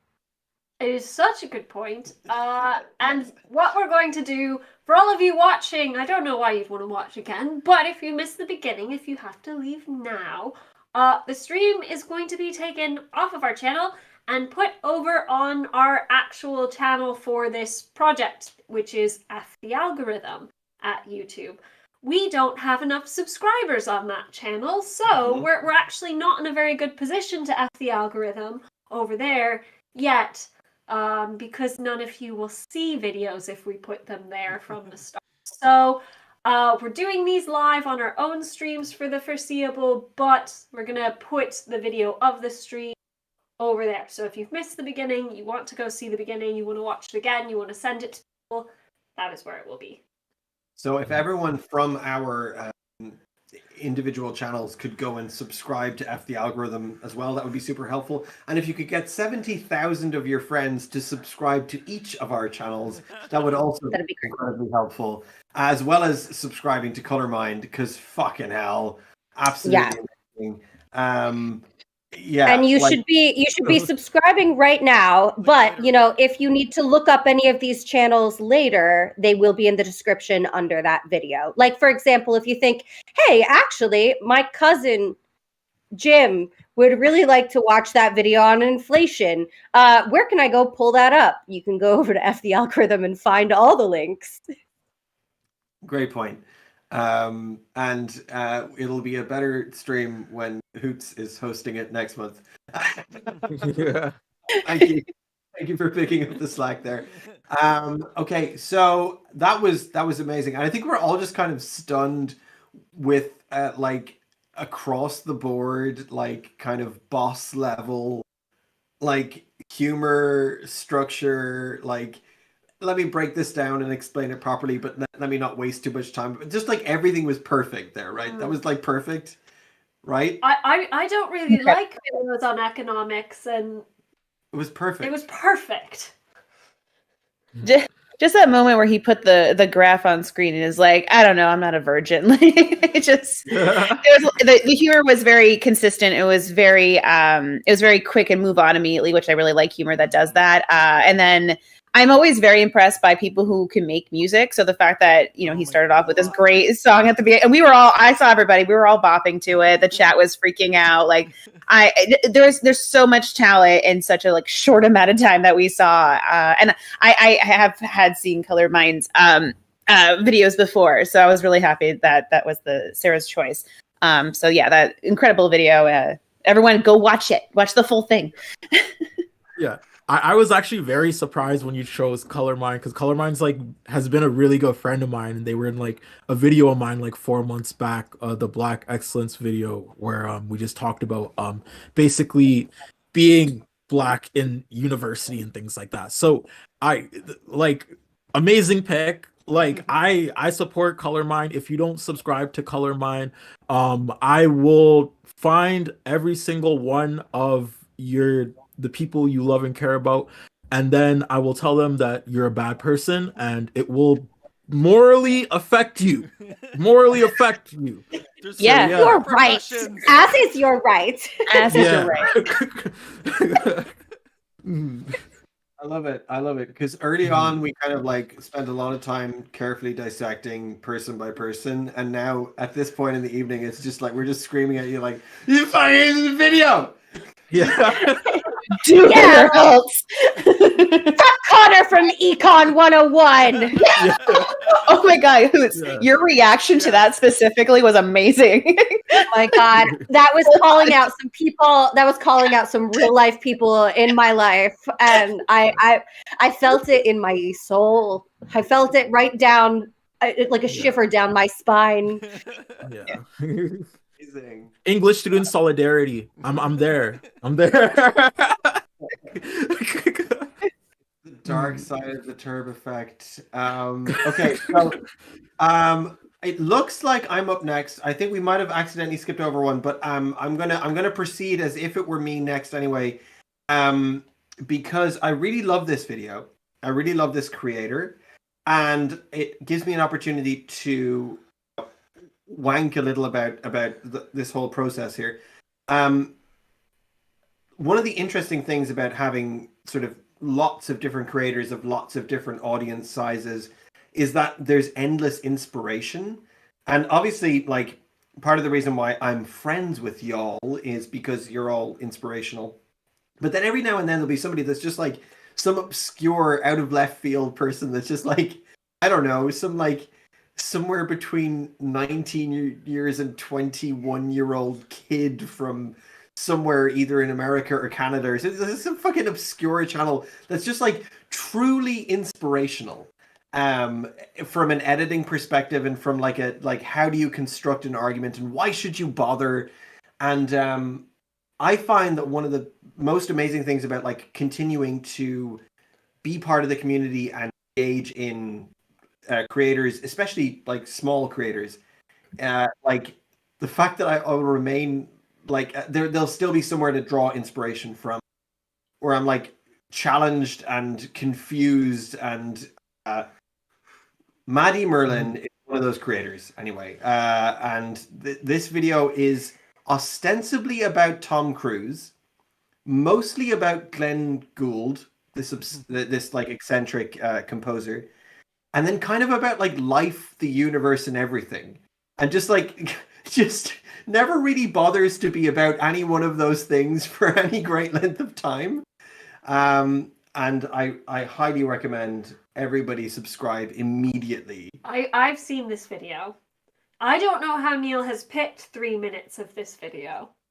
I feel like this is a very hard video to pick any section because it's such a good video. It's such fast editing. It's so interesting. It's funny. Yeah. I'm excited to see what you picked. Well, everybody got really frustrated earlier on where videos would like cut short before you got to the good bit. Well, get ready for this because it's literally just that. It's just like edging and nothing else. So enjoy. And by the way, Maddie is watching right now. So hi, Maddie. Hi, Maddie. Neil, the reason why we skipped one, I messaged Mandy because it's getting late and we're going to do our second ones next stream. So this is the last video, and we are watching like 3 minutes of it. So we are home stretchy. Oh my. That is very, very wise, and I appreciate. And again, whenever anyone else hosts, you'll do it. So, I'm very sorry. We've let it go on too long, and we're very tired. If this is the last video, I just want to say we've raised $453 for the CF. Yes. That's great. When you give money to us on YouTube, like as a a super chat or something, YouTube takes like 40% of that. But when you give money to a charity fundraiser like this, they don't take anything. So like the money you've given, all going directly there. We're not touching it. YouTube's not touching it. It's just getting sent directly off, which is really cool. Okay. So thank you. So thank you all, friends. Let's watch this last video. We'll break it down together at the end. Oh, it's such a fun stream. Noble and haunted by his contribution to the massacre of indigenous peoples. It flames. After The Last Samurai, Cruise begins to resemble the classic American celebrity who creates a nostalgic cultural past. It's why certain people celebrate Top Gun for not going woke. Respect my penis. And his characters are truly the best at capturing the sincere good old days. The end is inevitable, Maverick. Your kind is headed for extinction. Maybe so, sir. But not today. His characters are also increasingly homogenous. Let's call it the Jack formula. Jack is a straight-laced dude. He's often stoically masculine or punished over and over and over again. Oh, hold on. Listen. Okay, do it. Until he becomes so. Also, I found this really funny tweet about how him in Oblivion is like the peak male form. I don't know, I thought that was funny. This Tom Cruise is anything but us. Where he was once the universal man, now he is the last exceptional one. Many find that a necessary change of pace when today celebrities and fame are exceedingly attainable. It is not an impossible, paradoxical mission that only the privileged accomplish. Achilles and the tortoise are slowly beginning the race at the same point. I have a feeling that the end result of all our labors in the recording studio is not going to be some kind of autocratic finished product such as we turn out now, but is going to be a rather more democratic assemblage. Now, I think we're going to make kits. I think we're going to send out these kits, and we're going to say do it yourself. As such, celebrities and content creators wink at their greatness. We get to stare down at them from our phones as they do TikTok dances and joke about how weird it is to do an ad for Skip the Dishes or whatever because, hey, they're just like us. After a decade of ironic commercials, though, the pretense of relatability has kind of played itself out. My pet theory is that the relatable celebrity died in 2019 with the Mars rover Opportunity. She landed in 2004 for a mission that was supposed to last 90 days. She survived for a record-breaking 14 years. Her last words assumed a surprising half-life of virality on the internet. We wrote songs, made art, and tweeted and teared up, partly because I can pick up this pencil, tell you its name is Steve, and go like this. Oh. And part of you dies. And we saw an unsaid part of our souls in her final message. My battery is low, and it's getting dark. And it's a sad day for all of us. 14, you are released. And 14 copies. We personalized the machine, and it died. The dream was only an artificial fossil in an abyss, as forgotten and as valuable as the water that once lived on Mars. Though the dream is more attainable than ever before, it does not mean that that dream is worth attaining. Or, as Mark Fisher diagnosed in Capitalist Realism, capitalism is what is left when beliefs have collapsed at the level of ritual or symbolic elaboration, and all that is left is the consumer spectator, trudging through the ruins and the relics. I do hope you're satisfied with our product. Come on. Hey. Oh, come on. That was so good. Right in 3 minutes. Yeah. And it's a feature length. Oh yeah, it's a really long video, and it's kind of like that the whole way through. You'll go through moments of like Patrick Willems-esque, fully like laughing at and with Tom Cruise, and then you'll go through moments like that where it's like, wait, what the fuck does it mean to exist in this postmodern age? She's just such an interesting writer and such an interesting editor. The way that she juxtaposes ideas against one another, her insight, everything. I don't even, and then sometimes I'm like, am I just talking at my arse? I don't even know. Like, I just really like the way she approaches video essays. Like, it really challenges me to just be like, let go, just fall into it, just like whatever. Particularly in our upcoming videos, like really just like. I feel like she worked very hard to make it feel like you're just falling into it. Right. Yeah. Yeah. I really liked their description of basically how people perform online, specifically with the relatability character, because yes, there are more avenues for people to succeed nowadays in the digital world, just because of how big TikTok and YouTube is growing, and like TikTok specifically, from my recollection of 2 years of basically platforming on there, TikTok is open to everyone. You have the tools, you can be this figure of I guess internet enjoyability, right? And that's the doorway open for like everyone, whereas I guess in the later day that was Vine, now it's TikTok. But also there's an added layer to that, because like there's still molds of acceptability on TikTok, because TikTok polices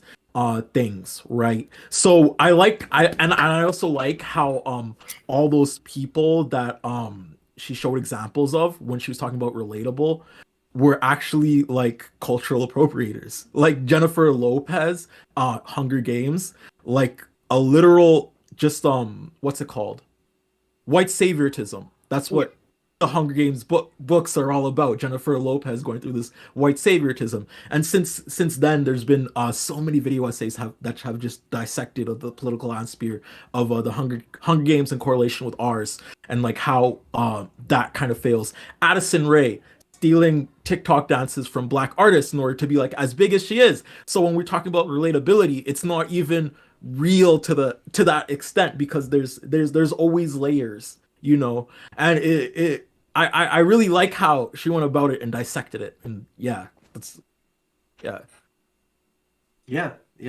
sure. Because like, what is the like cultural figure if not like some kind of like problematic sort of picking from the different spheres of I'll have that and I'll have that and I'll have that to be like the hero to these people, the hero to these people, the hero to these people. Yeah, and it's all under a guise of like, I'm just like you. I'm relatable. Yes. I'm doing these dances too. I'm da da da da da da. But when you peel it back, it's always a little bit more sinister, you know. Which is why I think that the choice of Tom Cruise is so interesting, because he almost becomes like this kind of parody of the thing, to the point where he doesn't like represent anything. He's like not even human anymore, because he's trying to be like ultra man, and he like transcends being human. Yeah, so it's a really interesting video, and it's beautiful, frankly, and big influence, big inspiration. Did anyone else have any input on that before we wrap up business for the evening? Yeah. Not really. I mean, Maddie including that it's getting dark and my battery's low. Just immediately made me want to cry. It's like literally proving her point as I'm watching it. I can't wait to watch it. My brain is a little bit in sleep mode already. Yeah. I'm sorry. I think we need to let people go. Yeah, I feel a little funny being like, oh, I'm kind of tired, and it's like 8:30 here. Meanwhile, it's like 2:30 where you are. Me just going strong. I'm fine sitting in here and smiling, but the words are. Fair. We should have a thank you for Ponderful in the chat for being so amazing and staying up so late. Yes, because, everyone. She should be sleeping and going to Sleep World where sleep happens. So yeah. I'm already halfway there, don't you worry. Means like I'm not on a unicorn right now. And we should have a thank you for Turb in the chat for being such a good guest. Everyone, please. Yeah. Well, if you somehow aren't subscribed to Turb, like go subscribe to Turb and watch all of your videos too. I've only really kind of blown up in the last like 2 months, so a lot of y'all might not really know me, but like I just do activist content and things like that, so it's amazing. And and it's so good. I'm looking forward to interacting with all of y'all too, because I was already Kaylin behind the scenes, they let me voice over for one of their videos. That was amazing. I love that video. Neil's gonna be in my future video. He's like an editor too. Like I love interacting with people. I just throw in my conversations in there in these rants. So like thank you guys for having me and everything. It's been fun. Thank you for coming. Thank you for being here. It's been so great. It's a big old cozy incestuous community over here. Nepotism.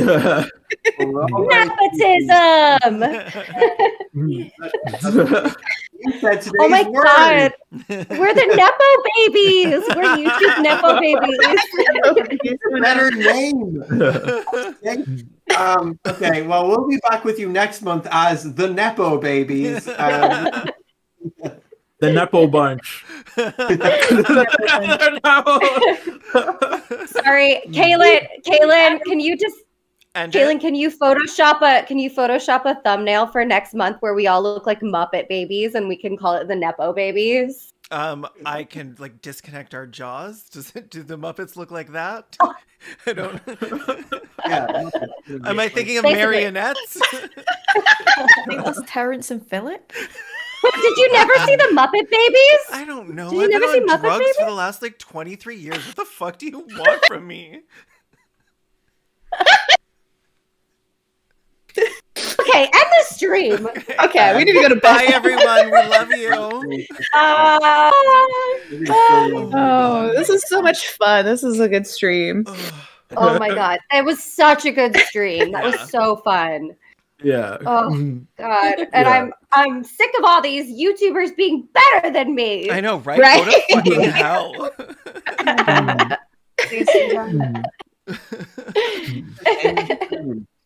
What? It's a big delay. That's why I'm not clicking on end.